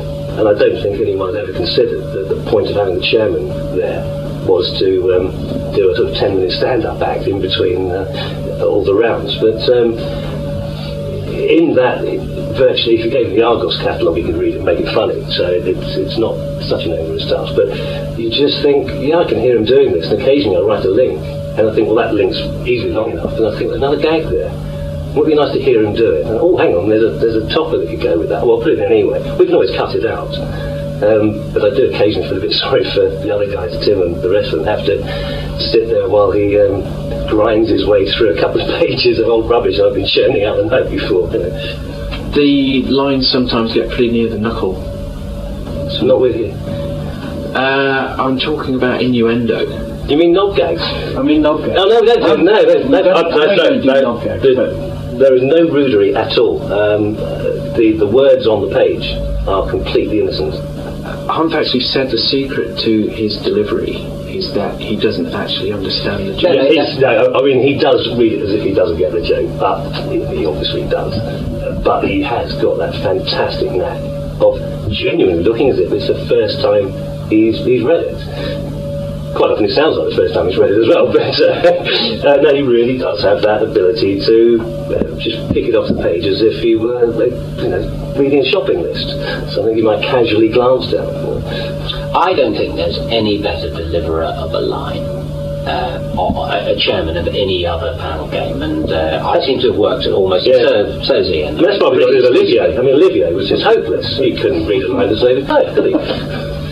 Obviously, I'm talking about obviously the chairman of panel games, but there are, if you compare radio and television panel games, there are a few people that can get sort of laughs and rounds of applause before they've even introduced the teams. I don't know what the percentage of some people say it's sort of 50% lines and 50% delivery, but Ian has, because I've worked with him quite a lot on other ventures, both on radio and television, and it's not been completely unknown for some of the lines that Humphrey has delivered to have been used again for other performers, and I have to say that they haven't gone down nearly as well. Has anyone ever phoned up from on high and said, I can't believe Humph has just said that? I have sometimes get emails of praise from fellow producers, astonished that some line could have been delivered. But I got that with a Samantha line. Was it Italian? Some sort of Italian thing that she... No, it was a nice cream thing. Yes, she was going to spend the evening licking the nuts off a large Neapolitan. Yes. And I really don't see where the joke is in that. I mean, she was simply going out. It's an ice cream, isn't it? It's an ice cream. It has with pistachio nuts on the top. It has nuts on it. Yes. She was licking it as one does. Yeah. She wasn't going to commit a sexual act on an Italian. Yes. I mean, that's just ludicrous to think that. Yes. Also, fat or otherwise. When the dog breeders, didn't she go to the park with a German Shepherd? No, I think it was time to let her whip it out. Oh, was it? Yeah. Oh, right. So it's been 30 years. Any thoughts on how it's lasted and why it's still so popular? Probably idleness on the part of the schedulers and their inability to come up with anything that could be better to replace it. It's a very good show with very good people in it, it's as simple as that. And it hasn't got lazy. I mean, there are plenty of rounds that used to be done which aren't done anymore. There are new rounds that have come in and gone fairly quickly. There are some 1 or 2 rounds which we've done which only ever appeared once and got fantastic laughs at the time. And yet, other shows would probably do that again, if not every week, adding tonight in. That's not been the case. And it's also got in the panellists, sadly no longer with Willie, but certainly with a choice of some of the best guest comedians in the country. With those 4 people sat there, you have got some of the best talent there is in the country, and a diverse talent as well. I mean, they come from various different schools, partly comprehensive, part public, obviously. And where was I? Did I tell you about going to the dentist the other week? I was completely lost, I'm sorry. But there's a fantastic diversity, which means that you don't have to do it. So if you watch an awful lot of TV comedy panel games, you could swap all the people around from seat to seat and not really notice any difference. I mean, their material is much the same. If you switched the set, if you turned away from the set and just listened to it, you'd have trouble telling who was delivering which line and which joke. But there's not that problem with Clue, because each individual does have his own style, and it all adds together like some kind of bizarre oral jigsaw that sort of melds together to make something a bit bigger, I think. And have I won my award for being pretentious crap here? It's a tremendous show, Tim. That's why it's lasted. And it combines every form of humour. Satire, nonsense, impressions, singing. It's even got a pianist. It's a tremendous, tremendous show. Graham Garden, Sandy Coxbig and Tim Brooke-Taylor have been given silly things to do by Humphrey Lyttelton, with Colin Sell setting some of them to music. So I'm here with Colin Sell, famously the pianist on I'm Sorry I Haven't a Clue. does it seem like 30 years, and were you there from the very beginning? It sort of takes me by surprise, actually, that yes, it's been going 30 years. I joined it, I think, 28 years ago. I didn't do the pilot, and I didn't do the first series, and then I joined it. And the reason I joined it was because the very young producer, a very good producer who'd been asked to take it over, was a chap called Simon Brett, who of course has gone on to do lots of other things, writing books and plays and heaven knows what else. But he'd seen me do stuff up at the Edinburgh Fringe, and he just took a complete chance on me and said, I've been given this new programme to do, and I've heard you play, and I've heard you write, you write music and you improvise, and you can kind of cope with those things that people sort of throw at you musically. Would you like to do it? So that was back in 1974. I was in short trousers, of course, then, I was a child prodigy, really. And it was, it took me a long time to get used to it, because I was working, and I still am working, with people who were sort of my icons, really. When I was a teenager, I was watching the Goodies, and with Barry Cryer and Humphrey Lyttelton playing jazz and all that, and Willie Rushton, of course, was an enormous name, particularly in the 60s. He made his name really doing That Was the Week That Was and so on. So suddenly I was working with these people, and so for about 10 years I kept thinking they're never going to ask me back. They never asked me back, I'm sure they won't. And gradually, over a period of time, I've become, which is very nice for me, I've become part of the setup, Yeah. I don't do much in the programme, it has to be said, if you actually analyse it. I don't do a great deal, but I get a kind of reflected glory from it, which is nice. Yeah. And there's a certain relationship, on stage at least, between you and Humph. Yes. Which people enjoy. They do, and we actually, because we get on very well, but it's good fun to play that sort of, he's antagonistic towards me, I just sit and smile blithely at him. It was back in 1972 that Colin first started to learn the piano. Within 2 or 3 weeks, he could manage to tap out a few basic tunes with one finger. Obviously, his later career never fulfilled that early promise. I don't have a microphone in front of me, so if I want to make any comments, I'll have to really shout. So you get this sort of disembodied voice in the background, which Humph always likes to play off and make rude remarks about me and so on. So, have you ever got together with Humph as pianist and trumpeter? Only a couple of occasions when we've done Christmas shows. He's had his trumpet there, and we've done the Christmas specials, and he's played Rudolph the Red-Nosed Reindeer, and we've worked then with his bass player and drummer as well. And there was a book launch we did some time ago, 2 or 3 years back at Pizza Express, and we had we had a quartet then. There was Humph and me, and again his bass player and drummer, and we did quite a lot of jazz playing, which is very jolly. But no, we don't. Apart from these odd occasions, we don't work together musically. Very jolly we did. The only thing is that many years ago I was asked to do the music for a radio version of Look Back in Anger, and Jimmy Porter, Look Back in Anger, plays the trumpet, and so somebody said to me, well, why don't you get Humphrey Lyttelton to come and play it? That was a very good idea. So it was kind of sort of revenge, really, for all the times that Humphrey Lyttelton had been rude to me in the programme. We had a good laugh about it, because I was actually getting him to come into the studio and play my music and do sort of what I told him, because he was smashing. We had a wonderful time. It was great.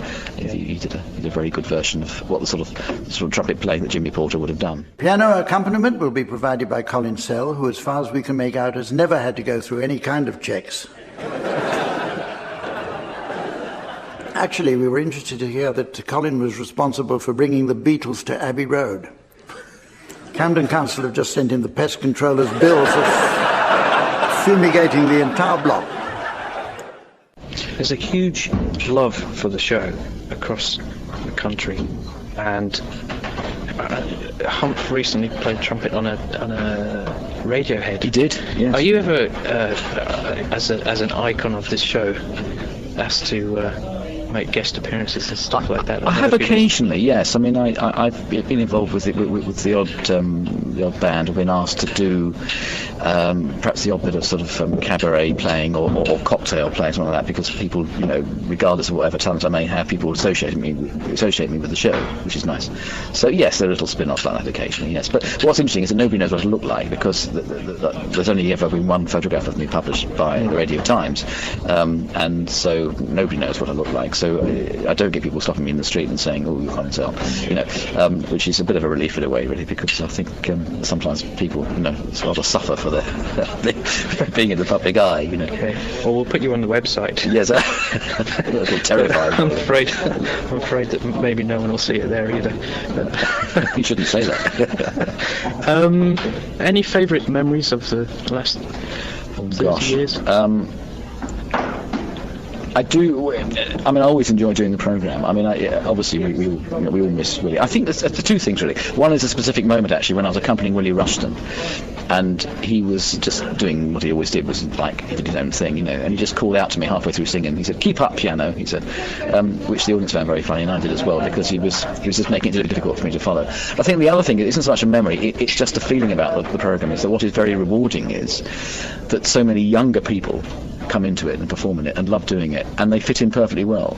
It's not as if it's just older comedians and somehow shutting out the young ones. It's great to have, the sort of, we've had Tony Hawks and Jeremy Hardy and Sandy Toksvig and so on and so forth. And I dare say we could have even younger people if we wanted. We could probably, I don't know, people of the sort of the Mark Thomas generation. And the reason I say that is because apart from doing bits of music and so on and so forth, I also run the music at East 15 Acting School, and I found over recent years that there are more and more young people now who listen to Radio 4, and therefore I have a lot of students who actually know the programme. Whereas once upon a time, when I was teaching Backstage, back until about the middle of the 90s really, young people weren't regular Radio 4 listeners, and therefore they didn't associate my name with any sort of silly radio programmes, and therefore this was a whole completely different story, So it's nice. Well, obviously I'm reaching out, and if you look at the audience we had tonight at the 30th anniversary show at the Players Theatre, it's a pretty mixed audience in ages, which is very nice. It isn't just as people of our age and upwards. Families, as well as a lot of a couple of famous faces here. Judi Dench. Indeed, yes. Who's been on the programme, but she's actually been in it.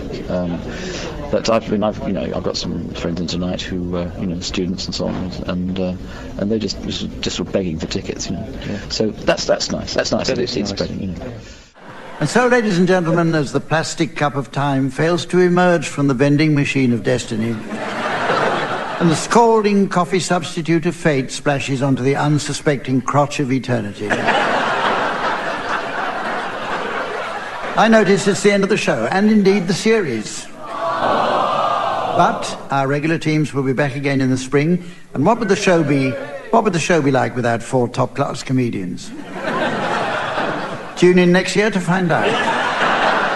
So, from Samantha, the teams, myself, and the fine folk of High Wycombe, it's goodbye. Barry Cryer, Graham Garden, Jeremy Hardy and Tim Brooke-Taylor were being given Silly Things to Do by Humphrey Lyttelton, with Colin Sell setting some of them to music. The programme consultant was Ian Pattinson, and the producer was John Naismith.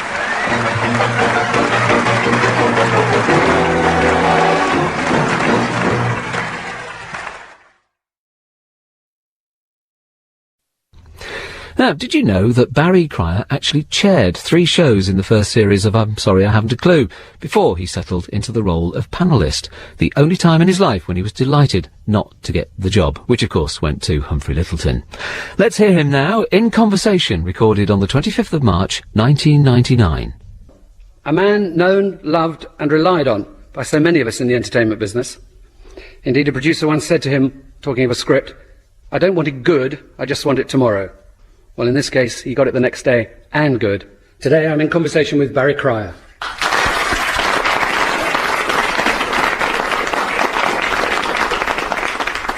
You're a great person to interview at the moment, because, of course, your autobiography is recently out. Virgin 12.99, but I don't want to talk about it. It seems, I have to say, reading it, like a slightly lonely childhood. Yes. My dad died when I was about 5. My elder brother, who was 9 years older than me, disappeared into the Merchant Navy, and then he came back home to Leeds, and it seemed to me at that age that he disappeared again immediately. He came down to London to work as a civil servant, so it was just me and my mum, And of course, going to school, presumably that was a fun experience. Oh, yeah.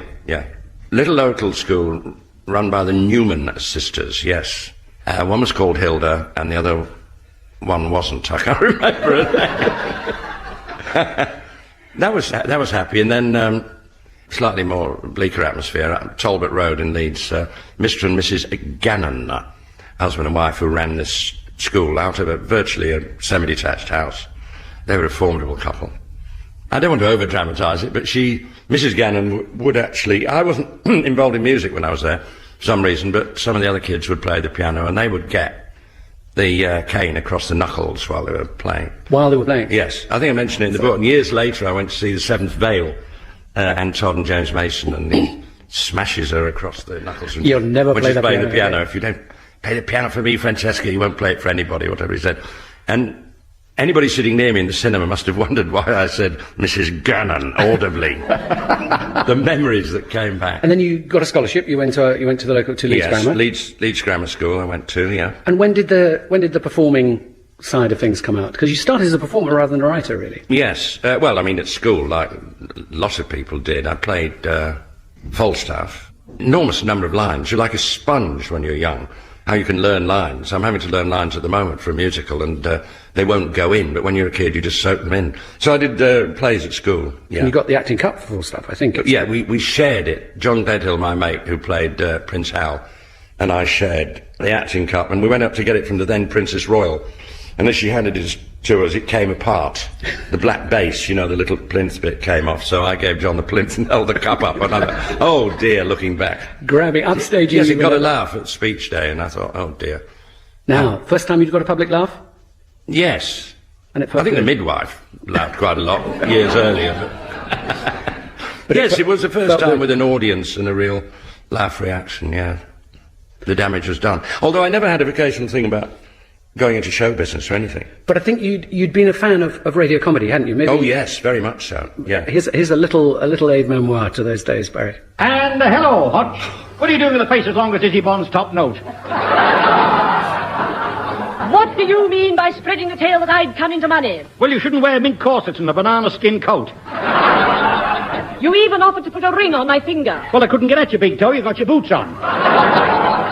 I'm impervious to further insults from a stupid nincompoop. Are you suggesting that I'm nincompoopus mentis? I shall sue you for steak and kidney porpoise. What are you talking about? The law. Everything you say will be taken down, mended and put on again. Now, you're not going to ask me what Tommy Handley was like to work with, I was going to ask you how you brought his career on, Barry. How you No, you used to listen to him. Endless puns and jokes. He was from Liverpool, the spiritual home of so many great ones, and he was so fast. The humour is dated a lot now. If you listen to an old Itmar, you might not sort of hold your sides with mirth, but you just got to admire the sheer skill and the speed. The technique is there. And Ted Kavanagh, who wrote them, virtually invented the idea of catchphrases, filling a show with catchphrases, which never dies. The Fast Show do it now. Any other favourites from that period, Barry? Anything else that really... Max Wall. Did you ever write for him? No, never wrote for him. I was a stagehand at Leeds Empire subsequently, and the great Wall came to play a week in Leeds, and I just, when I should have been working or picking something up, or I would watch him just twice stand in the nightly, wings and just stand. I thought, I want to be you. But even then, I hadn't got this showbiz ambition. But that was just a job I went for, No, but Barry, there must have been some of it around, the very fact you were standing in the wings at the Leeds Variety. Yeah, well, I'd been in the student shows, the rag reviews, and then I was out of work, and I just went back to the theatre and asked for a job. Because you went from school, you did start a university course. Yes, I'm BA Englit failed. My first year results at university betrayed the fact that I hadn't been working. I'm ashamed looking back, totally responsible. And a guy turned up in Leeds and saw... To see somebody in the student show, not me, and saw me telling some jokes in something and offered me work. And what was that first work? The work was touring with my mother couldn't speak of this. It was touring with strippers. I think the show was called Nudes of the World, or We've Got Nothing On Tonight, or something.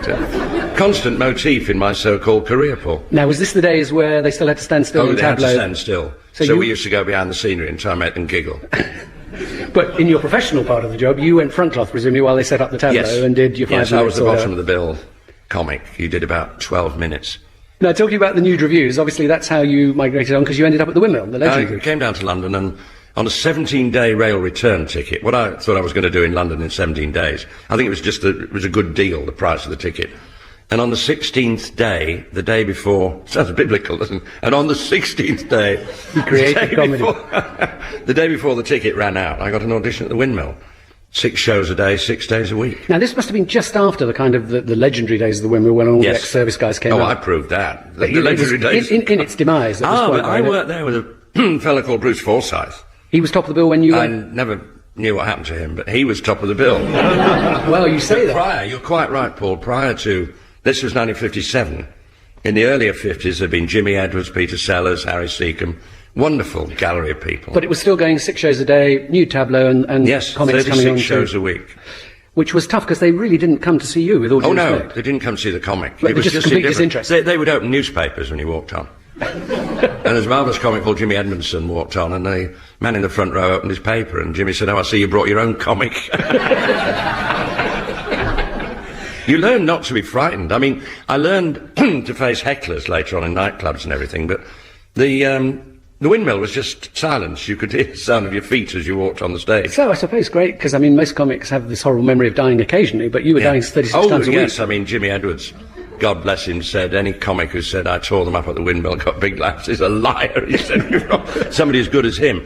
Now and again later in the day, 5th or 6th show, it might pick up a bit. A couple of drinks on. As you rightly say, they hadn't come to see you. Of course, the theatre was still run by this legendary man, Vivian Van Damme. Vivian Van Damme, who asked to be known as VD. He loved his nickname. And his daughter Sheila, who was a great rally and racing driver. And he was marvellous to me.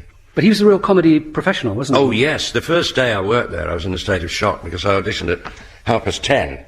And I was on the stage at 12:30, not knowing what was happening, because he said, "Do you want to work here?" And I said, "Oh, yes." Thinking he meant 3 weeks on Monday or next year. And he meant that day. And I went on in my ordinary clothes, and in those days you put pancake makeup on. I borrowed some of that. And I came off after this highly successful silence the first show that day. And I was summoned to the great man's office, and I stood between the fish tank and the desk. And he said, "Do your act for me now. Go on, do it." And he made me do it all over again. And he's saying, "Don't like that one. I know a better one than that. That shouldn't be at the beginning. Put that at the end."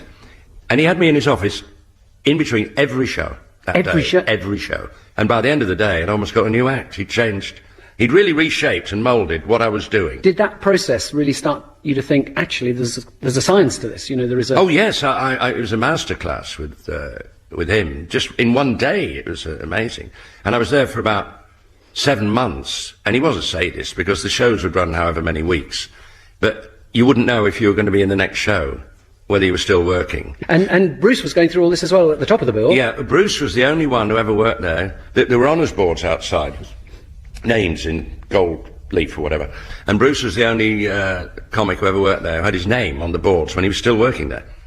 But even he, I think, got to the point where he said, "I'm going to open a tobacconist." Yes, that's right. He'd been a double act with his wife, and then he became a single act as a comedian. And he said to me one day, he said, "I've got as far as I'm going to get. Oh, I'm fed up with all this." So I said, "What are you going to do?" He said, "I'd like a little shop." And the following year, he got the job as compere Sunday night at the Palladium, which was an enormous break for him. And I bumped into him in Kingsway in London. He'd just been to a press conference for the first... He was very nervous and frightened. He was going to do his first Palladium on the Sunday. Live. And I said to him, "What happened to the tobacconist?" He said, "Postponed."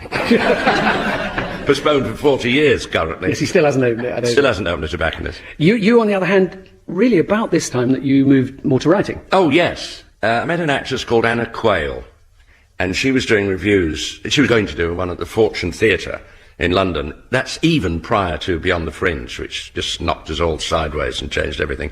And I wrote 1 or 2 things for Anna in the show, so I was a theatre writer. And then Danny LaRue came in to see the show and said, "Who wrote that?" and asked me to write nightclub shows. And my friend Ted Dix playing the piano. So I became a nightclub writer. Then David Frost came into... I've been so lucky. David came to see that. David came to Danny LaRue's club and asked me to write for him. I became a television writer. So it was a nice sequence. Very lucky. Let's go back to writing. Did you see that back? Because I think at this time you were suffering from extremely bad eczema. Oh, yes. Head to foot job, yeah. There was pressure here, obviously. There was something going on inside. There was something going on, and it all started to disappear when I got married. Draw your own conclusions. I don't know. Do you think that having had that experience makes you... do you find yourself, as a writer and in script meetings and so on, resistant to, so much of comedy can be about laughing about people other than I think ourselves? You have your own taboos. I was devoted to the Goon Show, and Spike Milligan wrote a line, "A door opened and there stood a a tall man in a ginger hat with eczema or something, and I'd penned this enormously pompous letter about making jokes about eczema. I obviously, well, I don't know, you see, it's what the joke is and who the individual is telling it. I would obviously not react warmly to jokes about skin problems. We all have our subjective reaction. But the taboos have fallen one by one, as you know. You've been working for some years, haven't you? It's a great use to booze. Oh, yes, indeed. Did Spike reply? I have to ask you. No, it went to the agency. I never heard. I think I mentioned it to him once later. He said, must have got lost in the post. So you got married, and I think, actually, Danny was responsible for introducing you to Yes, this was a club called Winston's, before Danny had his own club. And there was this girl there who'd been in pantomime with Dan, playing Prince Charming. He was playing one of the ugly sisters. And that was it. And that's where I met Terry, my wife, at rehearsals. I'd never even been in a nightclub, and neither had she. And it was that was an education in itself. The show was 1:15 a.m. One show, 1:15. One show, 1:15. So the punters have had a big dinner. Oh, they're out of it, some of them. I was going to say, yeah. But Danny's club, that was Good Time Winston's, with a very tasty clientele who had one or two disagreements and discussions with other people involving various bits of metal and... no, you got the picture. This was the heyday of London's gangland West yes, End, indeed. Ronnie and Reg used to come to Winston's. They did, shows, yeah.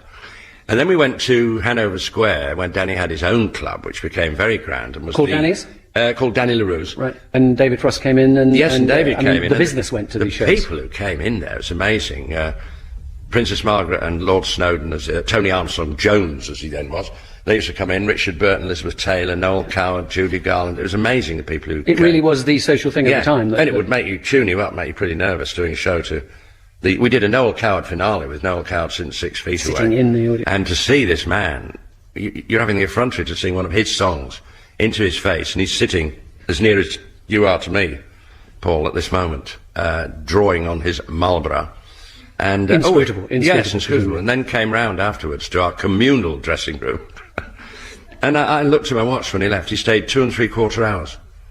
It wasn't a courtesy. In the dressing room? He sat on the table, dangling his and just feet, talked? And talked and made us laugh and remembered the whole show. And I'd parodied one of his songs. I'd stolen the song of his from a show called Ace of Clubs. And he suddenly said, who wrote that one at the beginning?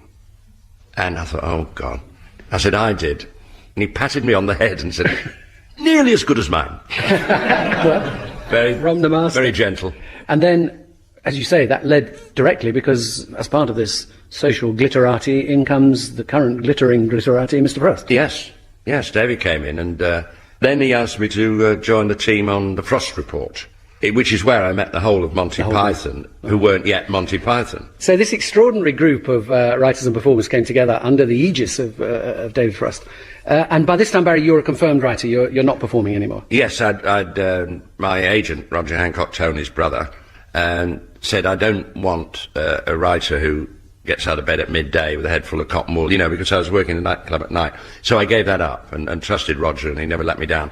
And I thought, take a deep breath and become a full-time writer. And went on to write, having written for David and, of course, the Two Ronnies. I think, is it true? Can I just check with you, Barry, as a long-time producer of the Two Ronnies? Did you invent the news desk? I think Jimmy Gilbert, at the time, James Gilbert, said, what are we going to do with these two? People come downstairs, people walk on, and blah, blah, blah. And I think I said news at 10, like two newsreaders at a table. But nobody said, what a brilliant idea. But that's what subsequently happened. And yet for years afterwards... Yes, I lay claim to it, and if anybody's listening to this who disputes it, please ring Paul Jackson. Barry Crowther, who invented the news desk for the Two Ronnies.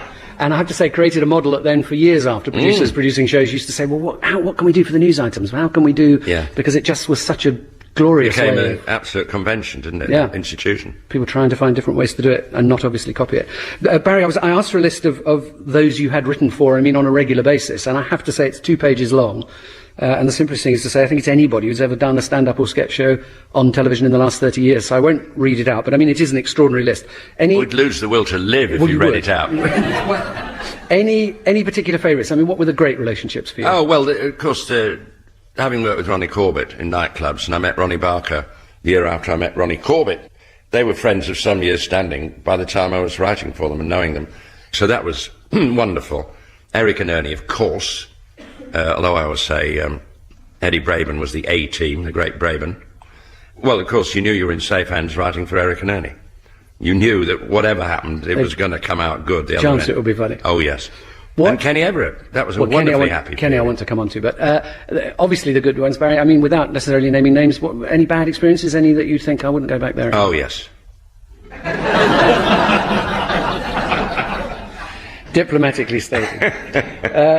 So you were in the 60s, as you say, absolutely connected, not only to this, if you like, maybe more traditional TV entertainment with the two Ronnies and so on, but absolutely working with Cleese, Chapman, Palin, Jones and so on. How did that work? Did they see you as kind of an elder statesman in some way? David had an amazing sort of, entrepreneurial quality, pulling people together. He's a sort of practicing catalyst, and he gets everybody together. And he put me and Graham Chapman and Eric Idle together to write a sitcom for Ronnie Corbett. And this was absolutely fascinating because Graham and I discovered we've got exactly the same sense of humour, but totally different backgrounds. And we went on to write a lot of sitcoms and Doctor in the House, a television series. But that was David. He could see that Graham and I could work together. It was fascinating. You've done a lot of your sitcom work, certainly, with partners, Barry. Do you find it better writing with a partner? Oh, invariably work with a partner, yes, because if you're having the famous block, if it's not happening, if you're sitting alone in a room, it's murder. But if you're with somebody else, something will happen, you hope. You bat the ideas to and fro, and something will happen. Now, it must have been full of challenges working with Graham, and extraordinary. Oh, yes. I would go to his house in Highgate, Southwood Lane, and he would be pouring a small amount of tonic into a large vodka, 10:30 in the morning. And then we'd start writing, and about 12 o'clock he'd say, "Ooh, what about an early one?" And that was the day's shot. That was it. We went up to the Angel in Highgate, yes. You got about an hour and a half in. That was it, yeah. It was funny and sad as well, of course, because... But I admired him enormously, because when it became a real problem, he just stopped. Now, I think one of these maybe slightly inebriated lunches led to a meeting with one of your lifelong heroes. Didn't Graham put you in touch or encouraged you to get in touch? Oh, yes. I was a bit slow there, wasn't I? 'Cause wonderful feed, you ought to work for Oxfam. No, I was always going on about J.B. Priestley. And Graham said, "Oh, I'm so bored of you going on about J.B. Priestley. Why don't you ring him?" That was Graham's approach to life. Do it. And I said, "You can't ring somebody like J.B. Priestley." And he said, "Why not?" And then I thought, wait a minute. Wendy at Yorkshire Television has this magic phone book with all the names in. So I rang Wendy, and she said they'd done a documentary about him, and she gave me his phone number. Alveston, outside Stratford-on-Avon. So, suffused with this good lunch, I dialed this number, and a nice woman answered, and I said, "Is Mr. Priestley in?" And there was a click and silence, and I thought, "Hello?" I thought, oh my God, sobered up in about 10 seconds flat. And we started talking, and I said, "My name's Barry Cryer." He said, "Is it indeed?" Which I thought was fair enough. He said, "What are you ringing about?" And I said, "Well, my mate, Graham Chapman," and he actually said, "Monty Python," because he loved Monty Python. And then he said something that made me float on a pink cloud. He said, "I've heard you on the wireless." So I thought, oh my God, my idol's heard of me. So he said, "What are you on about?" So I said, "Well, I thought, what can I say that won't worry him? What's the most innocuous thing I can say?" I said, "We'd like to have tea with you." He said, "You're bloody mad."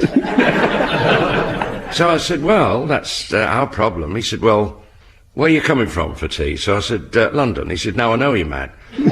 3 o'clock Monday. All right. He said, "I want you to know I'm giving up my walk." So I hung up and got the address. And formed what became for you a long friendship. I took him to the Café Royal once. I thought that's his style. He'd never mentioned the Café Royal, but I thought that would be nice. And he had the long, you remember the old Sandyman Port adverts? He had his big wide-brimmed black hat and a sort of cloak on, looking amazing. And I was walking down Piccadilly and cutting through to Regent Street with this amazing legend, thinking, I could die tomorrow. Now I'm walking along with JB in the sunshine. And we went into the Café Royal. He said, "I haven't been here for 30 years. And an older waiter said, "Nice to see you again, Mr. Priestley." So you talked earlier about Kenny Everett, which was obviously one of the uniquely successful shows, and you were a key worker. I think you and Kenny created that show together. Well, Ray Cameron, who I worked with on Jokers Wild when I was a chairman with comics telling jokes, he joined me full time, and we wrote the shows with a lot of input from Ev.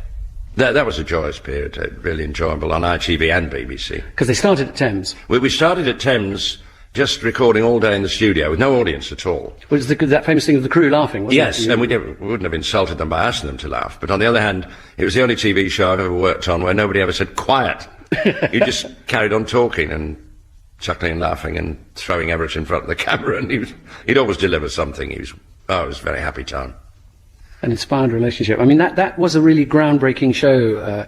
Well, we used the technology. We were rather proud of that, because there was a thing called, sorry, we won't get all technical, a thing called Quantel in those days. You remember when the pitch used to spin round and split up and go narrow and all over the place? People used it in music shows and things. I think we were the first, or one of the first shows to use it for comedy. Yeah.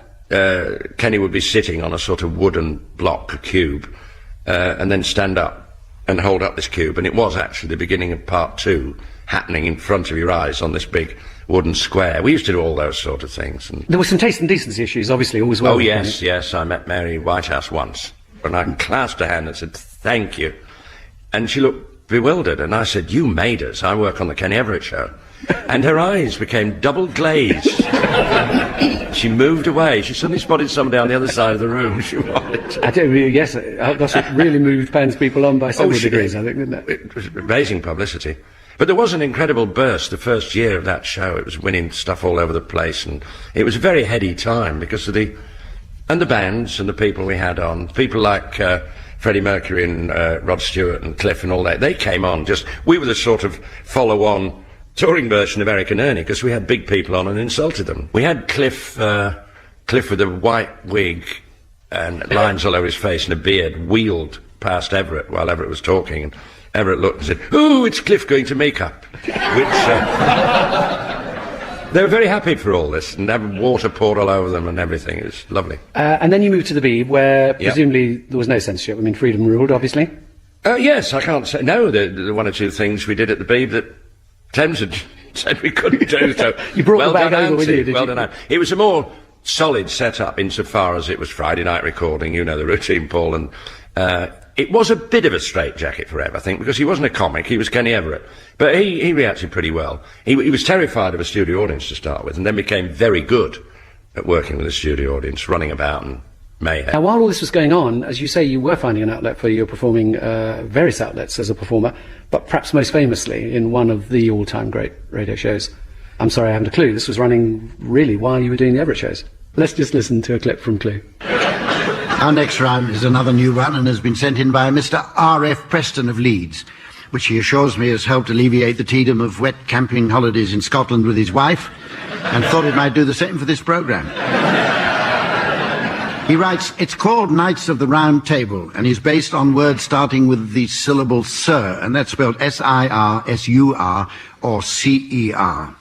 For example, the knight who was prone to running amok, circumstances beyond our control. 1 point to me, Samantha. Or the intriguing knight, surrounded in mystery.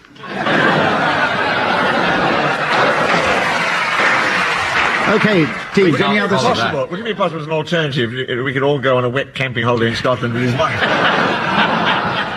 I booked mine halfway through that last game.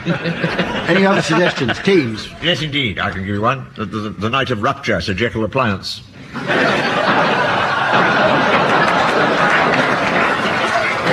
And the knight who likes a pint, Sir Osis of the Liver.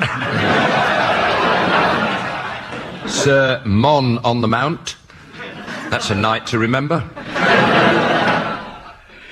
Willie Rushton, of course, there. Oh, well. You subsequently went out on the road? 8 years we toured in the theatre. And what was the show called? The show was called Two Old Farts in the Night. It was Willie's idea, the title. He said, we can't get done under the Trade Descriptions Act. And which was true. But you ended up playing in Wembley Arena or something, didn't you? Well, Docklands Arena, we played to 10,000 people, yes. So Baddiel and Newman's boast that they were the first arena comics. You've been there ages. No. 10,000. And then we drove back into London, right slap into the poll tax riots. And Willie said, until just now, I thought 10,000 was our largest audience.